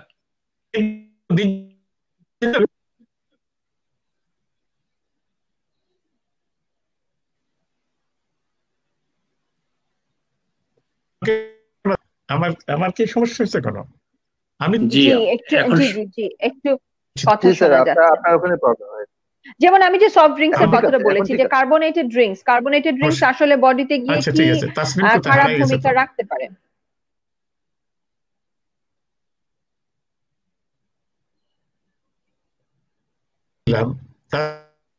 এখন আসলে আমাকে কি দেখা যাচ্ছে? জি জি আপনাকে দেখা যাচ্ছে, আপনাকে দেখা যাচ্ছে, এখন দেখা যাচ্ছে। হ্যাঁ হ্যাঁ, যে এখন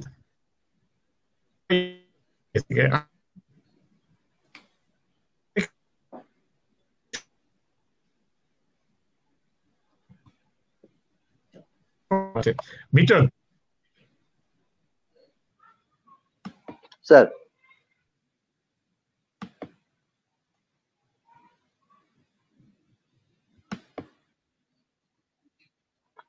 তাসনিম আপা বেরিয়ে গেছেন, স্যার কি শুনতে পাচ্ছেন?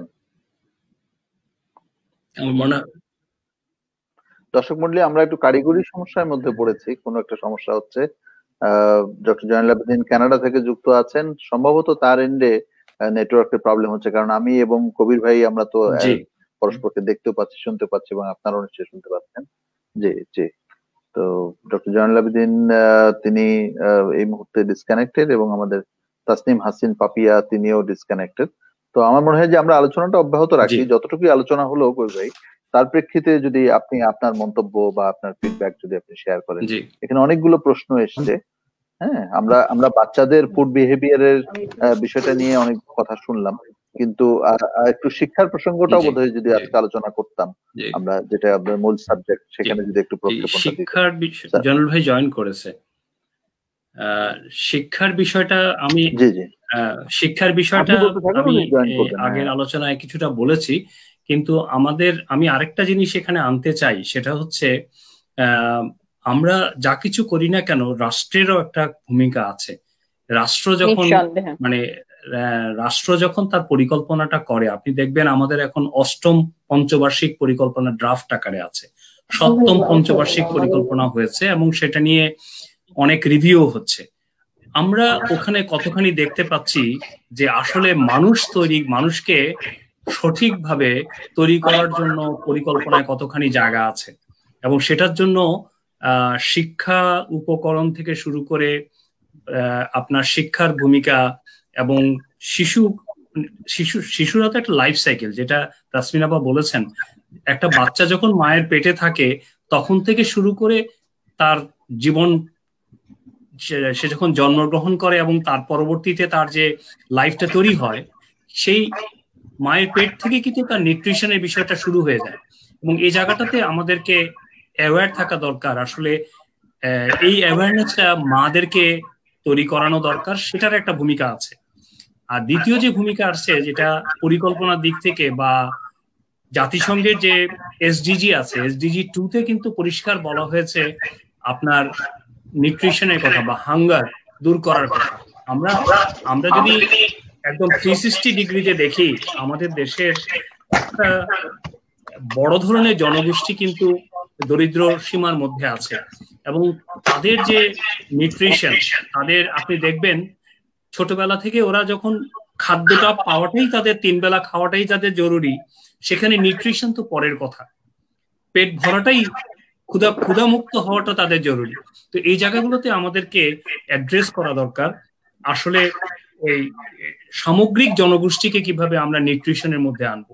নিউট্রিশন একটা দেশের জনগোষ্ঠী যখন শক্তিশালী হয়ে গড়ে ওঠে, মানুষ হিসেবে গড়ে ওঠে, যেমন মনোজগতের কথা বলছেন, এবং দৈহিক ভাবেও যদি তারা ভালোভাবে শক্তিশালী ভাবে না তৈরি হয়, তার পুরা এবিলিটি টু ডেভেলপমেন্টের প্রসেসে একটা অসুবিধা হয়। তো সেই জন্য আমি এসডিজি 2-টার কথা বলছি। এসডিজি 2-তে পরিষ্কার ভাবে জাতিসংঘের যে সনদ আছে, সেখানে আমরা বাংলাদেশের সরকারও কিন্তু তার সাথে একমত, আমরা সেটাকে অ্যাড্রেস করার কথা। তো সেই আজকের আলোচনায় কিন্তু ওই বিষয়গুলো আনা দরকার, পরিকল্পনা জায়গা থেকে, রাষ্ট্রীয় পরিকল্পনায় আমরা এই বিষয়গুলোকে কিভাবে অ্যালাইন করব। এবং সে জায়গায় রাষ্ট্রীয় পরিকল্পনা এই জন্য বলছি, কারণ আমাদের রাষ্ট্রীয় পরিকল্পনার মধ্যে শিক্ষা আছে, স্বাস্থ্য আছে, এবং মানুষ স্কিল ডেভেলপমেন্টের কথা বলা হচ্ছে। এবং এই পুরো জায়গাটাতে আমি পুরো ইকোসিস্টেমটাকে যদি আমি চিন্তা করি, শুধুমাত্র আমি নিরাপদ খাদ্যের বিষয়টা যেমন আছে, সেটার জন্য একটা পুরো সাইকেল আছে, ইকোসিস্টেম আছে, এবং তার সাথে রয়ে গেছে আপনার খাদ্যাভ্যাস, যেটা তাসমিন আপা বলছিলেন যে আমরা কোল্ড ড্রিঙ্কস অথবা বার্গার, ফাস্ট ফুড, আমাদের আজকাল তো বাইরে খাওয়ার অভ্যাস অনেক বেশি। আমরা বাইরের রেস্টুরেন্টগুলোতে অনেক ধরনের খাওয়া আমরা খাই, এবং তাতে যেটা হয় সেটা আমরা কিন্তু ফুড ভ্যালু অথবা এটা নিউট্রিশনের দিক থেকে অথবা এটার ইম্প্যাক্টের দিক থেকে চিন্তা করি না।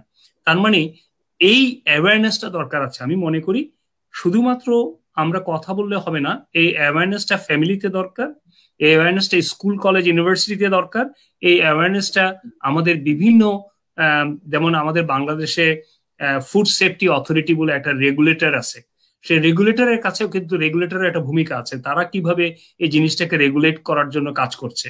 তো এটা কিন্তু তাদের কর্তব্যের মধ্যে পড়ে। এই জায়গাগুলোকে আমার কাছে মনে হচ্ছে যে একটা হচ্ছে পরিকল্পনা, একটা হচ্ছে তার ইমপ্লিমেন্টেশন, আর একটা হচ্ছে তার মনিটরিং অ্যান্ড ইভ্যালুয়েশন। এই জায়গাতে এই সংগঠনও কিন্তু একটা বড় ভূমিকা পালন করতে পারেন। আপনারা যেমন স্টেক হোল্ডার কনসালটেশনটা করছেন, তার আউটকামটা যথাযথ রেগুলেটরি বডির কাছে যদি সেটাকে তুলে ধরেন এবং তাদেরকেও ডেকে আনেন এই আলোচনায়, তাহলে হবে কি আলোচনাটার ইম্প্যাক্টটা অনেক শক্তিশালী হবে, আমি সেটা মনে করি। ফ্রুটফুল হবে। Thank you. বডি আছেন রেগুলেটরি, এই যে নুরুল কবির, এই যে রেগুলেটরি বডি আছে, এই রেগুলেটরি বডি কয়জনের মনকে রেগুলেট করবে? আমার তো মনে হয় আমাদের প্রত্যেকের মনের মধ্যে রেগুলেটরি বডি বসায় দরকার। আমাদের শিক্ষা, আমাদের নৈতিকতা, আমাদের দায়িত্ববোধ, এই জিনিসগুলো প্রত্যেকটা লোকের মনের মধ্যে যদি বসায় দিতে পারি, তাহলে তো আমার মন আমাকে রেগুলেট করবে। আমি যে মানে ওই এই যে ভেজাল খাদ্য উৎপাদন করতেছি, সেটা চানাচুরি হোক বা ফুচকাই হোক অথবা ওই যে সফট ড্রিঙ্কই হোক, এই শিল্পপতিদের চিন্তা করা দরকার আমি যে কাজটা করতেছি এটা সমাজের জন্য। জনুল ভাই, আমি আপনাকে একটু যদি ইন্টারাপ্ট করি, আপনি যে এই থট প্রসেসে কথাটা বলছেন, এটা অনেক বড় বিষয়। যে আপনি যেটা বলছেন যে মনোজগতের পরিবর্তন, আজকে দেখেন সামাজিকভাবে, রাষ্ট্রীয়ভাবে বাংলাদেশের কথা বলেন আর আমেরিকার কথা বলেন অথবা সারা পৃথিবীর কথাই বলেন, আপনি দেখেন আজকে যে ট্রান্সফরমেশন, যে বিবর্তনটা হচ্ছে, যে বিবর্তনে কিন্তু এই শক্তিশালী বিবর্তন, এখানে কিন্তু মানুষ তার পাওয়ার এবং আরো অনেক এলিমেন্টস গুলোকে প্রাধান্য দিচ্ছে। আজকে ভ্যালুজের কথা বলছেন, ভ্যালুজ কাকে বলে এটাই তো ভুলে গেছি আমরা। আমাদের মনোজগৎকে যে পরিবর্তন করবেন তা তো বিশাল এজেন্ডা। এই এজেন্ডাতে ছোট ছোট ক্ষুদ্র ক্ষুদ্র উদ্যোগে হবে না। আমাদের এই মনোজগৎ পরিবর্তন করতে গেলে, মানসিকতার পরিবর্তন করতে গেলে, আমাদের মানসিকতাকে ঢেলে সাজাতে গেলে নেতৃত্বের দরকার। যে নেতৃত্ব সত্যিকার অর্থে ভ্যালুজটাকে সমাজে প্রতিষ্ঠিত করবে, সেই নেতৃত্ব দরকার। গ্লোবালি আমাদের মধ্যে সেই নেতৃত্বের অভাব আছে। গ্লোবালি চিন্তা করেন, আমি কোনো পার্টিকুলার বলছি না। আমরা কিন্তু আজকে এই আমাদের ছোটবেলায় আমরা আদর্শ লিপিতে যারা পড়েছে তারা বলেছে, সকালে উঠিয়া আমি মনে মনে বলি আমি যেন সারাদিন ভালো হয়েছে, হ্যাঁ, তাই না? তো এরকম অনেক নৈতিক কথা, নৈতিক বাক্য আগের দিনে অনেক শিখেছে। এখন যেটা হচ্ছে, এখন আমাদের সামনে প্রযুক্তি হচ্ছে আমাদের সবচেয়ে বড় হাতিয়ার। আমাদের যে স্মার্টফোনে আমরা যে কোনো প্রশ্নের উত্তরের জন্য গুগলে চলে যাই, গুগল যে কোনো কিছুর উত্তর দেয়। আমার আজকে একটা রিসার্চ করব, রিসার্চের ডেটা ওখান থেকে সংগ্রহ করা যায়। সো আমরা আগের দিনে লাইব্রেরিতে বসে সময় কাটাতে কাটাতে হঠাৎ করে যে পাতাটা দরকার সে পাতাটা ছেঁড়া, তখন মনটা খারাপ হয়ে যেত। কিন্তু এখন তো কোনো পাতা ছেঁড়ার ব্যাপার না, এখন গুগলে সবই পাওয়া যায়। তো বিষয়টা হচ্ছে আমরা কিভাবে সেটাকে ব্যবহার করব। প্রযুক্তি আমাকে অনেক বেগবান করেছে, অনেক বেশি আমাদেরকে ইনস্ট্রুমেন্টাল করেছে, আমাদেরকে অনেক বেশি কানেক্টেড করেছে, অনেক বেশি ইনফরমেটিভ করেছে। বাট প্রযুক্তি আমাদেরকে আরো ডিরেলডও করেছে। আমরা কিন্তু এখন আর কোথাও দৌড়াই না, আমরা এখন প্রযুক্তির মধ্যেই আছি, সবকিছু প্রযুক্তি নির্ভর। আজকে দেখেন চতুর্থ শিল্প বিপ্লবের কথা যেটা আমরা বলছি, আমার মনে হয় এই বিষয়টা একটু আসা দরকার, জনুল ভাই যদি পারমিশন দেন। সেটা হচ্ছে আমরা প্রথম শিল্প বিপ্লব থেকে দ্বিতীয় শিল্প বিপ্লবে যেতে আমাদের 186 বছর না কত বছর লেগেছিল।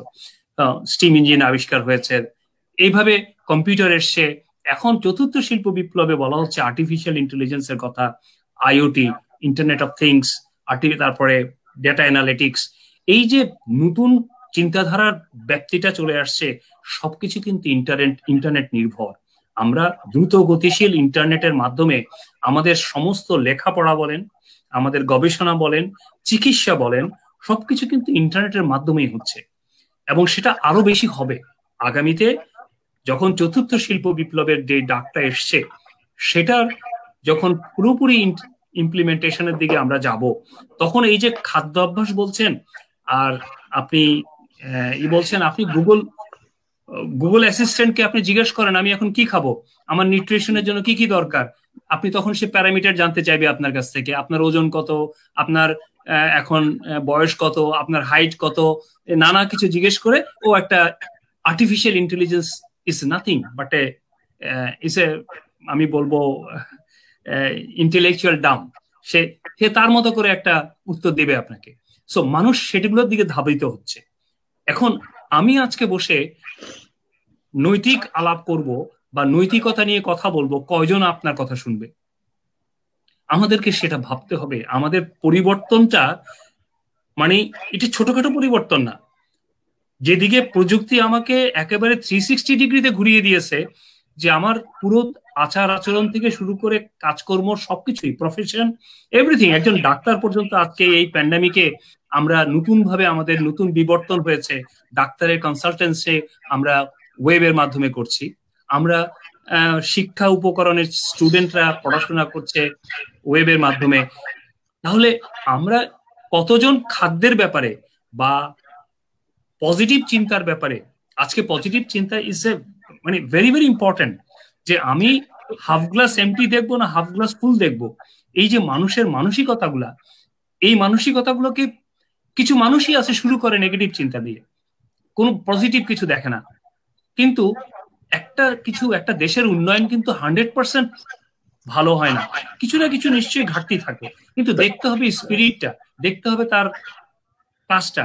আমি যেটা বলছি যে আপনাকে একটু থামালাম ওই জায়গাটাতে, যে বেসিক্যালি পরিকল্পনার দিক থেকে এবং ইমপ্লিমেন্টেশন এবং মনিটরিং এর দিক থেকে একটি সমন্বিত কোঅর্ডিনেশন দরকার, তাহলেই পরিবর্তন সম্ভব। কিন্তু মানে আমি এই তুমি যে একটা কথা বলেছো যে আমাদের এই যে আজকে যে চতুর্থ বিপ্লবের যে সূচনা বা ইয়ে হয়েছে, এটা আমি একটা জিনিস মানে এই কোভিড আমাদেরকে যেটা শিখাই দিছে সেটা হলো যে কোনোটাই যখন আমরা যে পরিস্থিতি থাকি, ইটস নট অ্যাবসলিউট, কোনোটাই আসলে যে ওইটাই সর্বশেষ কথা নয় আর কি। আজকে কোভিড-19 আসার ফলে, 19 আসার ফলে আমরা দেখতেছি যে এই যে বিমান চলাচল অতটা না হলেও চলতেছে, আমাদের এখন এই যে আমরা অনলাইনে শিক্ষার ব্যবস্থা করতেছি, রেস্টুরেন্ট ফুডের প্রতি অতটা ডিপেন্ডেন্ট না হলেও চলছেন, অতটা না হলেও চলতেছে। ফলে কোনো কিছু যে শেষ কথা নয়, আমরা আমাদের যদি আচরণে পরিবর্তন করতে চাই আমরাই সেটা করতে পারি। আসলে এইটাই হলো কথাটা, যে আমাদের আচরণে যদি পরিবর্তন দরকার হয় সেটা আমরা আচরণ করতে পারি। এবং তার জন্য আমরা যে কথাটা বলছিলাম, যে আমি আবার এই প্রশ্নটা ফেরত যেতে চাই দুজনের কাছেই, যে আমাদের শিক্ষা ব্যবস্থায় নেতৃত্ব দরকার ডেফিনেটলি, এখানে কোনো মানে অস্বীকার নয়। আমাদের দেশের রাষ্ট্রপতি, প্রধানমন্ত্রী, মন্ত্রী থেকে আরম্ভ করে ওনাদের নেতৃত্ব দরকার, পরিবারের বাবা মায়ের নেতৃত্ব দরকার, সমাজে আরো যে সমস্ত নেতারা আছেন তাদের জায়গার দরকার, নেতৃত্ব অবশ্যই দরকার আছে। কিন্তু আমাকে একটু মানে এই অল্প সময়ের ভিতরে আমাদের শিক্ষা ব্যবস্থায়, বাংলাদেশের শিক্ষা ব্যবস্থায় আমরা কোন ধরনের পরিবর্তনের কথা চিন্তা করতে পারি, আগে একটু তাসনিমের কাছে শুনে আসি আগে। ধন্যবাদ আপনাকে। আবারও আমি বারবার মায়েদের প্রতি একটু এমফাসাইজ করছি। খুব আপনি বলার সাথে সাথে আমার মাথায় প্রথম যেটা ক্লিক করলো, যে এই শিক্ষাগত পরিবর্তনের মধ্যে আমরা অবশ্যই এটা রাখতে পারি যে 7-8 মানে একটি পিউবার্টির সময় যখন আর কি মেয়েদের, এই সময় তাদের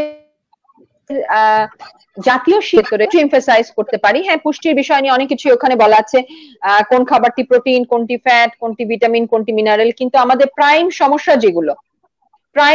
যেগুলো কিছু ভিটামিন ডেফিসিয়েন্সি, এখন যেমন ভিটামিন ডি এর ডেফিসিয়েন্সি, তো এই জিনিসগুলোকে একটু মডিফাই করে করে দেখা যাচ্ছে কি ওই পুষ্টি রিলেটেড কিছু চ্যাপ্টার হয়তো থাকে, কিছু কথাবার্তা থাকে জাতীয় শিক্ষাক্রমে। 20 বছর 25 বছর ধরে একই ধরনের কথাবার্তা চলে আসছে। ওই আয়োডিন নিয়ে একবার কথা শুরু হয়েছিল, আয়োডিনের কথাটাই চলে আসছে, কিন্তু বাই দিস টাইম কিন্তু আমরা সল্ট ফর্টিফিকেশনের মাধ্যমে আয়োডিন ডেফিসিয়েন্সি থেকে অনেকটা বের হয়ে এসেছি। এখন আমাদের খুব প্রাইম একটা ডেফিসিয়েন্সি হচ্ছে ভিটামিন D3 ডেফিসিয়েন্সি। তো এভাবে যদি অন্তত প্রতিবার সময়ের সাথে যুগের সাথে উপযোগী করে এই জাতীয় শিক্ষা কার্যক্রমে, অর্থাৎ জাতীয় পাঠ্যপুস্তকে পুষ্টির বিষয়টি, যে কোনটির অভাবে কতটুকু ডেফিসিট আমাদের হতে পারে বা কি পরিমাণ ক্ষতি হতে পারে একটি পিউবার্টিতে পদার্পণ দেয়া নারীর, এবং তার পরবর্তীতে সে যখন ম্যারিটাল লাইফে ঢুকছে, সে যখন একটা ফ্যামিলি প্ল্যানিং এর চিন্তা ভাবনা করছে, তখন তার কি কি ধরনের ডেফিসিট থাকতে পারে। যেমন খুব স্বাভাবিক একটি বিষয় যেটা আসলে আমি প্রায় আমার কাছে অজানা রহস্য মনে হয়, যে আমাদের দেশে মেয়েদের ফলিক অ্যাসিড ডেফিসিয়েন্সি আছে। ফলিক অ্যাসিড ডেফিসিয়েন্সি শুধু স্লাম এরিয়াতে না, আচ্ছা সরি, হ্যাঁ বলো, শুধু স্ল্যাম এরিয়াতে না অথবা শুধু রুরাল এরিয়াতে না, আরবান মেয়েদের ক্ষেত্রেও আমরা দেখছি folic acid deficiency, megaloblastic anaemia তাদের আছে। তো এই বিষয়গুলো আর কি, তো এই আমার মনে হয় যে পাঠ্যপুস্তকে যদি আমরা কিছুটা ইনক্লুড করতে পারি, একজন মা যখন প্রেগন্যান্ট হচ্ছে তখন সে যেই ফিজিশিয়ানের কাছে যাচ্ছে তখনই যদি তাকে গুরুত্বটা বোঝানো হয়। মোট কথা হচ্ছে আমাদের পাঠ্যসূচিতে পরিবর্তন আনা দরকার। আমরা কিছুদিন আগে আমাদের বিশ্ববিদ্যালয়ের ভাইস চ্যান্সেলরদের সঙ্গে কথা বলেছিলাম, তাদেরকে যে পাঠ্যসূচিতে শুধু প্রাইমারি স্কুল থেকে আরম্ভ করে সর্বস্তরেই আসলে ওনাদের ইয়েতে পরিবর্তন আনা সম্ভব। আরেকটু ছোট্ট করে বলতে চাই আমি, এটি আমার মোটামুটি শেষ কথা, যে মিডিয়ার একটি বড় ভূমিকা আছে। জাতীয় যে মিডিয়া সেন্টার গুলো, সেখান থেকে এই বিষয়গুলো নিয়ে আরো একটু বেশি কথাবার্তা বলা, আর একটু বেশি ম্যাস লেভেলে ছড়ানো, শুধু প্রিন্ট ইলেকট্রনিক মিডিয়া না, প্রিন্ট মিডিয়াতেও এই বিষয়গুলো নিয়ে আরো কথা বলা। এবং এই কথা বলাটা থাকতে হবে ওই যুগ যুগ ধরে আমি শুধু আয়োডিন নিয়ে কথা বলে আসছি তা না, যুগের সাথে তাল মিলিয়ে যখন যেই ধরনের পুষ্টিগত খাদ্যের নিরাপত্তা হোক বা পুষ্টি নিরাপত্তা হোক, যেই চ্যালেঞ্জটি আমরা সম্মুখীন হচ্ছি সেই চ্যালেঞ্জ নিয়েই কথাটি বলা। যেমন খুব সহজ একটা এক্সাম্পল দিতে পারি, যে সিগারেটের প্যাকেটে যেমন লেখা থাকে ধূমপান স্বাস্থ্যের জন্য ক্ষতিকর, কিছু খারাপ খারাপ ছবি থাকে লাং ক্যান্সারের, ঠিক একই ভাবে এই যে এত বেশি ফাস্টফুডের প্রতি ডিপেন্ডেন্ট হয়ে যাচ্ছে আমাদের ইয়াং জেনারেশন, সেখানে ঠিক আছে তারা ফাস্টফুড একটা লাইফের একটা পার্ট তাদের থাকবে, কিন্তু প্রতিদিন প্রতিনিয়ত বা প্রতিদিন 1 থেকে 2 বেলা এই বাইরের খাবার, আউটসাইড ফুড বা ফাস্ট ফুডের প্রতি ডিপেন্ডেন্সিটা কি ক্ষতির কারণ হতে পারে, সেটা কিন্তু আমরা এই সিগারেটের প্যাকেটের মতো করেই তাদের চোখের সামনেই সবসময় থাকবে, এরকম কিছু এক্সাম্পল রাখতে পারি। কয়েকদিন আগে আমরা বলছিলাম আমাদের স্লোগান হতেই পারে যে ফাস্টফুড কে ছি বলি আর কি, মানে ফাস্টফুড খাওয়ার আগে ওইটা সিগারেটের গায়ে যেরকম থাকে ওরকম আমরা হয়তো ওখানেও একটা স্লোগান তুলতে পারি যে মানে ফাস্ট ফুড কে ছি বলি এবং ফুস করা ওভাবে বলা যেতে পারে। আমরা বলতে পারি প্রতিটা ফাস্ট ফুডে আমরা যদি বলে দেই যে এই রেস্টুরেন্টকে যদি আমরা বাউন্ড করে দেই যে তার ওখানে লিখিত থাকতে হবে যে তার ওই খাবারটি, একটি বার্গারে ট্রান্স ফ্যাটের পরিমাণ কতটুকু, সে একটি চিকেন ফ্রাই বিক্রি করছে, প্যাকেটের গায়ে থাকতে হবে যে ট্রান্স ফ্যাটের পরিমাণটা কতটুকু। পাপিয়া, আমি এই জায়গাটাই বলতে চাইতেছি যে এই যে আইনটা যে করতে চাইতেছি, এটা করতে হবে, ওটা বাধ্যতা করতে হবে, আমাদের প্রত্যেকটা লোকের যদি মনের ভিতরে যদি আমরা শিক্ষাটাই যদি ওভাবে দিতে পারি কিনা, যে ওই রেস্টুরেন্ট মালিক তার নিজের ভিতর থেকে একটা দায়িত্ববোধ আসবে যে আমার এইটা করা উচিত, আমার এইখানে যে আমি আমার এখানে লিখে দেই এবং যে এখানে কেউ ফাস্ট ফুড খেতে আসবেন না। ওই যে আবারও সেই এডুকেট করার বিষয়টি চলে আসে, রেস্টুরেন্ট মালিক কি আসলে কতটুকু জানে ট্রান্স ফ্যাট কি, সে নিজেও জানে না যে ট্রান্স ফ্যাটটা কি, সে নিজেও জানে না ট্রান্স ফ্যাটটা কত বড় ক্ষতির কারণ হচ্ছে। মিডিয়ার কথা বলেছো, মিডিয়ার লোকদের ভিতরেও আসলে তাদের মনোজগতের ভিতরে পরিবর্তন দরকার, শিক্ষার দরকার। তবে আমি মনে করি প্যান্ডেমিকে আমি সবচেয়ে পজিটিভ যে বিষয়টি দেখেছি যে সত্যি মিডিয়া একটি গুরুত্বপূর্ণ ভূমিকা রাখতে পারে, কারণ প্রথম থেকেই এই গত 8 মাসে প্রায় 100 এর উপরে প্রোগ্রাম আমি করেছি, অনেক পুষ্টিবিদ এবং অনেক চিকিৎসকই এই কোভিড কালীন সময়ে কি ধরনের খাদ্যাভ্যাস হওয়া উচিত বা কি ধরনের মাইক্রোনিউট্রিয়েন্ট এনরিচড সাপ্লিমেন্টেশন আমাদের দরকার, আমরা এগুলো নিয়ে অনেক কথা বলেছি। এখন কিন্তু খুব কম পাওয়া যায় যে তারা জিঙ্ক খাননি বা ভিটামিন সি এর উপকারিতা বুঝতে পারছেন না। তো আমার কাছে মনে হয় যে এটা পজিটিভ ভূমিকা রাখে। ধন্যবাদ। সেই সাথে অ্যাকশন দরকার, বুঝতে পারতে খালি হবে না, অ্যাকশন দরকার। আমি একটু নুরুল কবির তোমার কাছে আবার ওই প্রশ্নটাই নিয়ে আসতে চাই ভাই, মানে অনেক কথা আসলে আমরা হয়েছে যে আমরা আসলে যদি আমরা যে বলতেছি যে সমাজের পরিবর্তন আনা দরকার, এখন একটা নেতৃত্ব দরকারিতে দরকার, আমরা আসলে শিক্ষার আমাদের যে শিক্ষা ব্যবস্থায় আছে ওই সমস্ত জায়গার ভিতরে প্রাইমারি থেকে আরম্ভ করে বিশ্ববিদ্যালয় পর্যন্ত ওই সমস্ত জায়গাতে কি ধরনের পরিবর্তন আমাদের আমরা আশা করি দরকার আছে কিনা ওখানে? অবশ্যই দরকার আছে। আপনি দেখেন আমাদের প্রাইমারি স্কুলে প্রায় 20 লক্ষ ছাত্রছাত্রী আছে বাংলাদেশে, আরো বেশি হতে পারে, কিন্তু life skill based education is very important.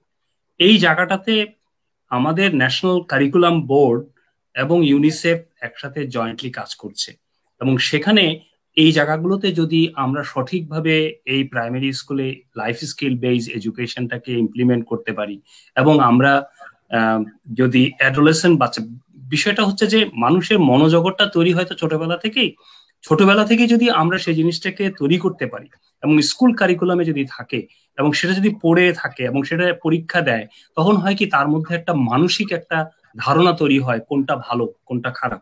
এবং এই যে আমি প্রথম থেকে বলে আসছি যে WHO প্রথম থেকে বলে আসছে যে একজন মানুষের ছোটবেলা থেকেই তার লাইফ স্কিল ডেভেলপমেন্টের জন্য যদি 10টা উপকরণকে তারা অ্যাডাপ্ট না করতে পারে, যেমন তার নেগোসিয়েশন স্কিল নাই, সে হয়তো আউটস্পোকেন হতে পারছে না, সে হয়তো অন্যের সাথে এই যে কোনটা ভালো মন্দ চিন্তা করার মতো সে অ্যাবিলিটি তার তৈরি হচ্ছে না, কারণ তাকে একটা পাঠ্যপুস্তক বেস কিছু দিয়ে দিচ্ছে, তুমি এত গ্রেডে পাস করো, এই করো, এইভাবে তার জীবন চলতেছে। আর বাবা মা চলো আমরা এখন খেয়ে আসি, আমরা এখন ফাস্টফুডের দোকানে যাব, বার্গার খাবো।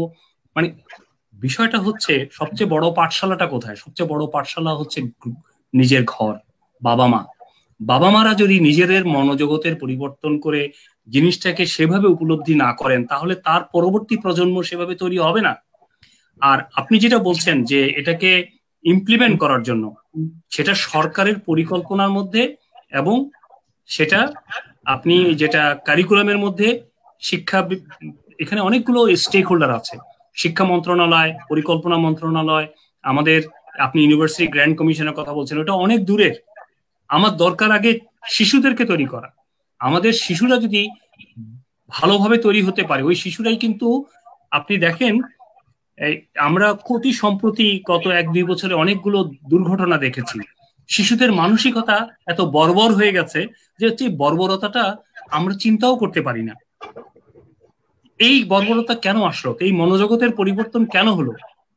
শুধু খাদ্যের কথা চিন্তা করে না করে আমরা ওভারঅল মনোজগৎকে পজিটিভ করার কথা চিন্তা করাটা আমাদের কাছে খুব জরুরি এখন।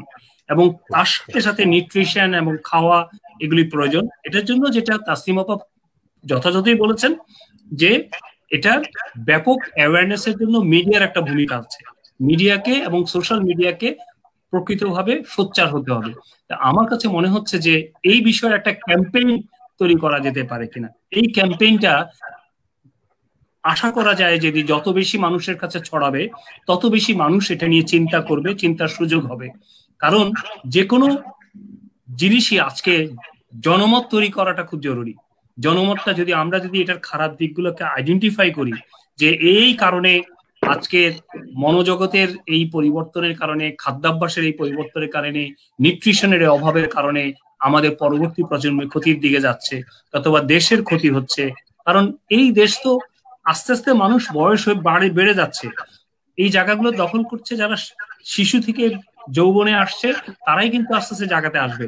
আমরা এই হোল লাইফ সাইকেলটাকে আমরা আসলে এফেক্টিভলি প্ল্যানিং করে সেটাকে তৈরি করছি কিনা, এবং সে জায়গায় যেই উপকরণগুলো দরকার সেগুলোকে আমরা দিচ্ছি কিনা। যদি না দেই তাহলে হবে না। এখানে তাসমিন আপা যেহেতু উনি এই যে নিউট্রিশনে একজন এক্সপার্ট, উনি যে জিনিসগুলো বলেছেন, যে আজকে উনি প্রায় বলেছেন 100টার উপরে সেশন করেছেন কোভিডের সময়। খুব দরকার। কোভিডে আমি নিজে কোভিড আক্রান্ত, আমি জানি যে মানে কিভাবে খাওয়ার বিষয়টা আমাকে আজকে জাগিয়ে তুলছে। যে এই জিনিসগুলো আমাদেরকে অ্যাওয়্যার করতে হবে, আমাদেরকে জানতে হবে কোনটা ভালো কোনটা খারাপ, এটা কে করবে। এই অ্যাওয়ারনেস ক্যাম্পেইনটা আমি প্রপোজ করছি। এটা যদি করতে পারেন, এবং স্কুল কলেজে আপনারা কিছু স্কুলের সাথে একটা এই ধরনের ওয়েবিনার গুলো কোন স্কুলের সাথে অথবা কলেজের সাথে অথবা বিভিন্ন স্টেক হোল্ডার যারা রেগুলেটর, যেমন ফুড সেফটি অথরিটি, তাদের চেয়ারম্যানকে নিয়ে আসেন, এবং তাহলে এটা এফেক্টিভ হবে বলে আমরা ওনাদের সঙ্গে কথা বলছি। আমরা ফুড সেফটি অথরিটির সঙ্গে আমাদের নিয়মিত যোগাযোগ আছে। আমরা আসলে আমাদের এই সেশনের শুরুতে আগেই খেয়াল আছে, আমাদের এমপি সাহেব ফোন করেছিলেন, উনি আসবেন হয়তো আগামী সপ্তাহে, এবং আমরা শিক্ষা সচিব উচ্চশিক্ষার যে সচিব আছেন ওনার জন্য অপেক্ষা করছি। উনিও আসলে কোভিড আক্রান্ত ছিলেন জন্যই বলছেন ভাই একটু দেরিতে আসেন, একটু দেরিতে আমরা করি, এটার জন্য আমরা অপেক্ষা করছি। এবং স্বাস্থ্য শিক্ষা সচিব ওনাদের সঙ্গে আসবে, ফলে আমরা একটা আন্দোলন তৈরির কথাই আসলে আমরা পথে আছি। আপনাদেরকে আশা করি আপনাদেরকে সাথে পাবো, এবং আপনার রোটারি প্রতিষ্ঠান আসলে রোটারি এর সঙ্গে যোগ দিতে পারে। ডেফিনেটলি আপনারা সমাজে অনেক ভালো কাজ করছেন, তো সেটা আসলে আমি জানুল ভাই, আমি একটু আমাদের এখানে নন রোটারিয়ান অনেকে আছে, আমি শুধুমাত্র রোটারি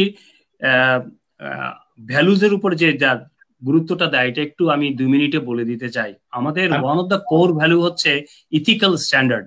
একটা মানুষকে তার ইন্টিগ্রিটি সম্পন্ন হয়েছে কিনা, এবং প্রত্যেকটা কাজে যে 4-ওয়ে টেস্ট, আমরা একটা 4-ওয়ে টেস্টের কথা বলি, যেটা কিনা গ্লোবালি খুব ভালোভাবে অ্যাকসেপ্টেড হয়েছে, যে এটা রোটারি এবং নন রোটারিয়ান সবাই, যে আমি যে কাজটা করছি এটা কি আসলে সত্যি কারেক্ট কিনা, আমি যা করছি তা সবার জন্য উপকার হবে কিনা, শুধু আমার জন্য করলে হবে না, আমি যেটা করছি সেটার মানে যাতে করে আমি কোনো কনফ্লিক্টে না জড়িয়ে যাই, আমি যাতে সবার কল্যাণে এবং আমার বন্ধুত্ব ভ্রাতৃত্ব বোধটাকে সমুন্নত রাখতে পারি। জি, এবং সবচেয়ে বড় কথা হচ্ছে integrity is one of the core value of Rotary, and Rotary এই যে কথাগুলো বললেন 4-ওয়ে টেস্ট, আমরা তো এই মনোজগতের পরিবর্তন এই কথাটাই বলতে চাইছি। আমি যে খাবারের দোকানদার হোক, খেতে বিষ দেওয়া হোক, অথবা যিনি ফাস্ট ফুড তৈরি করতেন তিনিই হোক, অথবা রেস্টুরেন্টের মালিক হোক, প্রত্যেকেই যাতে যে কাজটা করতেছে করার আগে চিন্তা করে এটা সঠিক কাজটা কিনা, এটা অপরের ক্ষতি করবে কিনা নাকি অপরের ভালো করবে কিনা। এই যে কথাগুলো বলছেন আমরা এটাই বলতেছি, ফলে রোটারির সঙ্গে আমরা একসঙ্গে একটা আন্দোলনে যেতেই পারি। আমি শেষ করার সময়ের অনেকক্ষণ চলে গেছে, আর শেষ করার আগে আমি একটু রিভিউ করে আসতে চাই। আমাদের সঙ্গে যে আমরা আমাদের শ্রোতা মণ্ডলের অনেক কথাই হয়তো আলোচনার মধ্যে আমরা নিয়ে আসতে পারছি, কিন্তু একটা রাধাপ্রসাদ সাহা উনি বলতেছেন কেবলমাত্র পরিকাঠামো পরিবর্তন কি প্রচলিত মূল্যবোধের পরিবর্তন করতে পারবে। আমরা আসলে সেটা বলছি না, আমরা শুধু উপরের কাঠামো নয়, ভিতরের কাঠামো, সবার প্রত্যেকের ভিতরে আসলে পরিবর্তন আনার কথা বলছি। বরঞ্চ যে আলাপগুলো আজকে হয়েছে সেগুলো বেসিক কথাই হয়েছে, বরঞ্চ উপরি কাঠামোর কথা বলি নাই। উপরি কাঠামো প্রয়োজন হলো, উপরি কাঠামো দিয়েই আসলে ভিতরের পরিবর্তনটা আনতে হবে, তাই না? আমার মনে হয় ঠিক আছে। এবং আমাদের নীলুফার তাসনিম একটা প্রস্তাব করেছেন, ক্যান্সার এবং চিকিৎসা চলাকালীন সময় তারপরে নিরাপদ পুষ্টিকর খাদ্যের প্রয়োজনীয়তা সম্পর্কে একদিন আলোচনা দরকার। ওখানেও শিক্ষার একটা বড় ভূমিকা রয়ে গেছে। আসলে এটা মানে আমাদের যে আমরা জানি যে এই যে পেস্টিসাইড যেগুলো বিষ ইত্যাদি খেতে দেওয়া হচ্ছে, এগুলোও অনেকটা ক্যান্সারের জন্য একমাত্র কারণ না, ওগুলোও অনেকটা ক্যান্সারের সংযোগ করে থাকে, ফলে আমরা সেগুলোর দিকে মনোযোগ দেওয়ার চেষ্টা করছি। আমাদের আহমেদ সালাউদ্দিন সাহেব নিয়মিতই খুব সুন্দর সুন্দর কথা বলে থাকেন। উনি আজকেও বলেছেন, don't we need a cultural revolution to be able to change our psyche.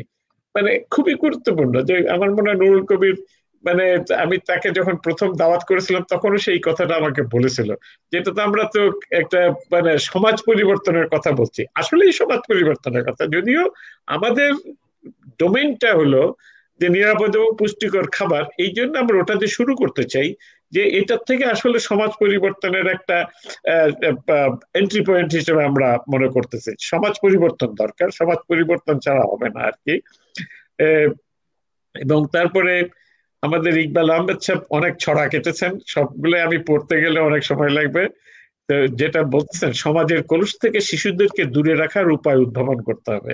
শুধু সমাজের কলুষ থেকে শিশুদেরকে নয় ইকবাল, আমাদের মনে হয় সবাই তো না, এটা মহিদুল হক খান ভাই বলতেছেন যে সমাজের কলুষ থেকে শিশুদের দূরে রাখার উপায়। এটা তো শুধু শিশুদেরকে নয়, আমাদের প্রত্যেকেই আসলে সমাজের কলুষতা থেকে দূরে রাখার প্রয়োজন, এবং আমরা সমাজকে যাতে কলুষতা মুক্ত করতে পারি তার জন্য চেষ্টা করা দরকার। লুবনা ইয়াসমিন চিরদিনের মতোই সে বলছে বাচ্চা অবস্থা থেকেই এটা শিক্ষার পরিবর্তন, বাচ্চাদেরকে শিক্ষা দেওয়া উচিত। শামসমুনা উনি বলতেছেন উপরি ইনকাম বন্ধ করতে হবে, যদি লোভটা কমানো যায়, বড়দের যদি লোভটা কমানো যায় তাহলে সামাজিক বৈষম্য দূর করতে হবে, এগুলো সব দিয়ে বলছেন। তো এই জায়গাগুলো খুবই গুরুত্বপূর্ণ, সমাজের একটা অংশ নয়। শুধু আমার মনের ভিতরে পরিবর্তন আনতে গেলে আমাদের অনেক কিছু আসলে বিষয় সম্বন্ধে জানতে হবে। তো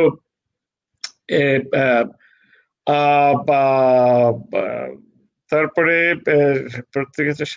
এটা মানে শিক্ষক এবং সবার কথাই শাকিল আহমেদ সাহেব বলছেন, এই যে মুঈদ আহমেদ সাহেব বলছেন, ডক্টর মুঈদ আব্দুল মুঈদ, উনি বলতেছেন awareness creation needed for all stakeholders. এটা একটা গুরুত্বপূর্ণ, সবারই আসলে মনোজগতের পরিবর্তন, শুধু বাচ্চাদের না, ওখান থেকে শুরু করা দরকার যেহেতু এইটা, কিন্তু আমাদের সমাজের প্রত্যেকের, শিক্ষকদের যে শিক্ষা দেবে বাচ্চাদেরকে তারও তো মনোজগতের পরিবর্তন দরকার, এবং এই সমস্ত জায়গাগুলা আমাদের খুবই গুরুত্বপূর্ণ যে আমাদের।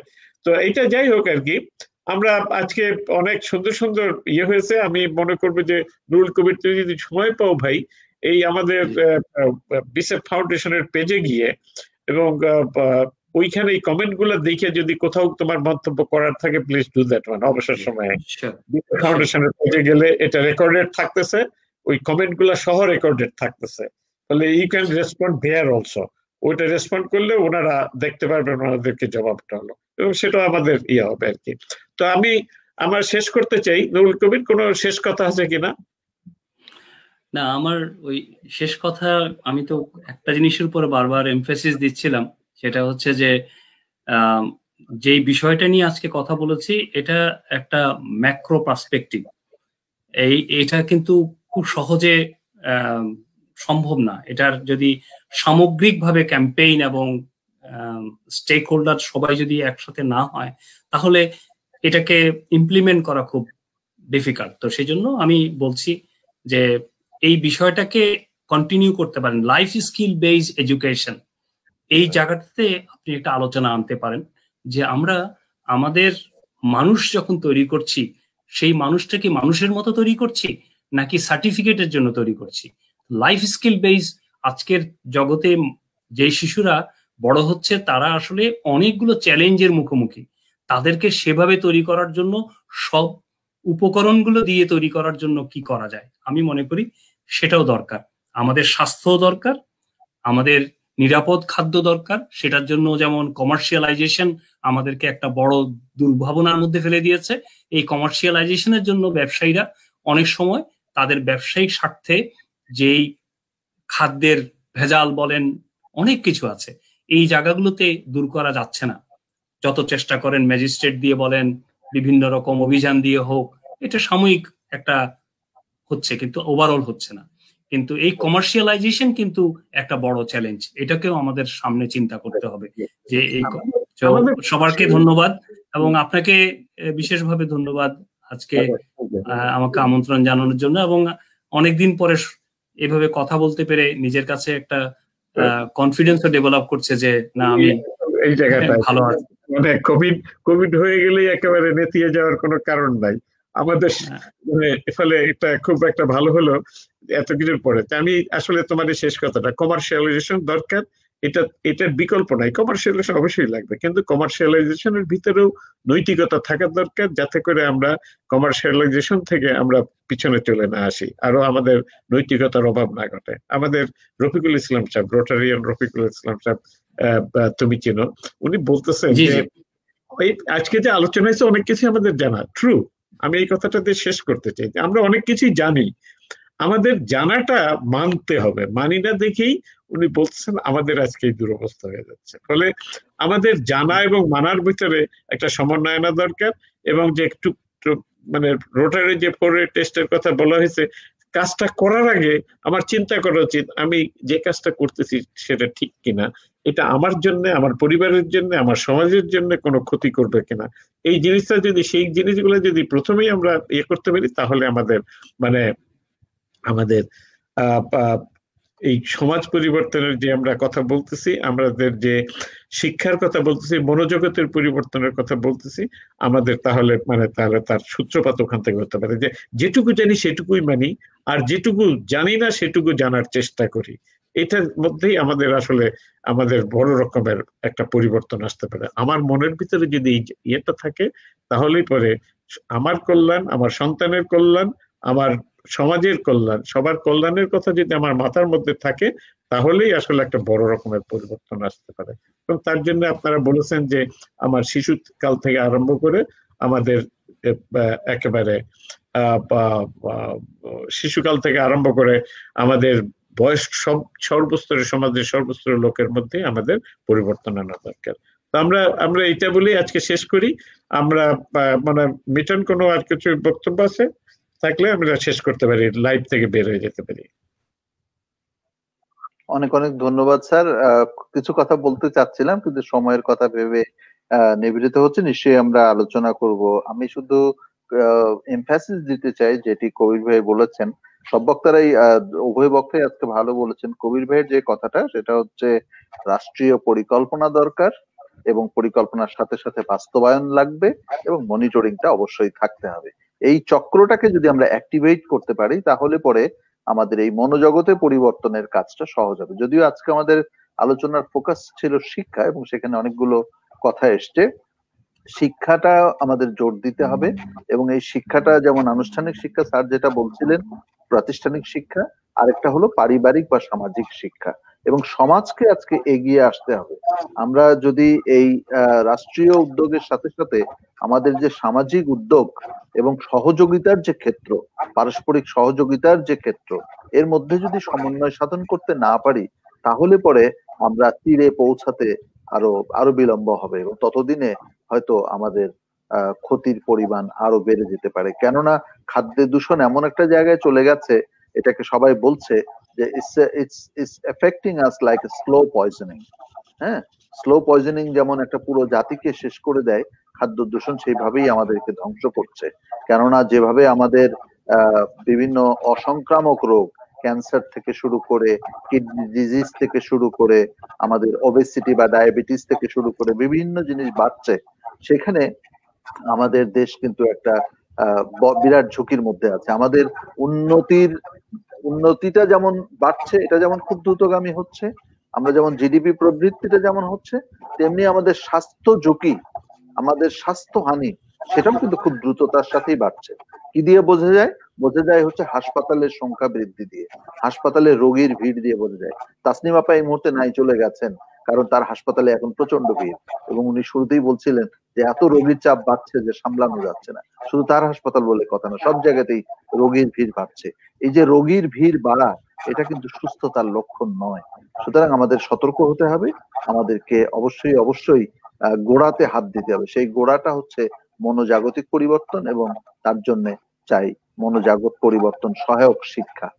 এটা নিয়ে আরো কথা বলবার ইচ্ছা ছিল, কারণ রবীন্দ্রনাথ বলেছেন যে বিদ্যা আবরণে আর শিক্ষা আচরণে। সুতরাং আচরণ পরিবর্তন করতে পারে সেই শিক্ষার দিকেই আমাদের মনোযোগ দিতে হবে। শুধু আবরণের শিক্ষা দিয়ে আমরা খুব বেশি লাভবান হব না। সকলকে ধন্যবাদ। আমার মনে হয় আমরা শেষ করতে পারি। স্যার আপনাকেও ধন্যবাদ চমৎকার সঞ্চালনার জন্য। সাজ্জাদ আমরা বের হতে পারি। ধন্যবাদ। ধন্যবাদ।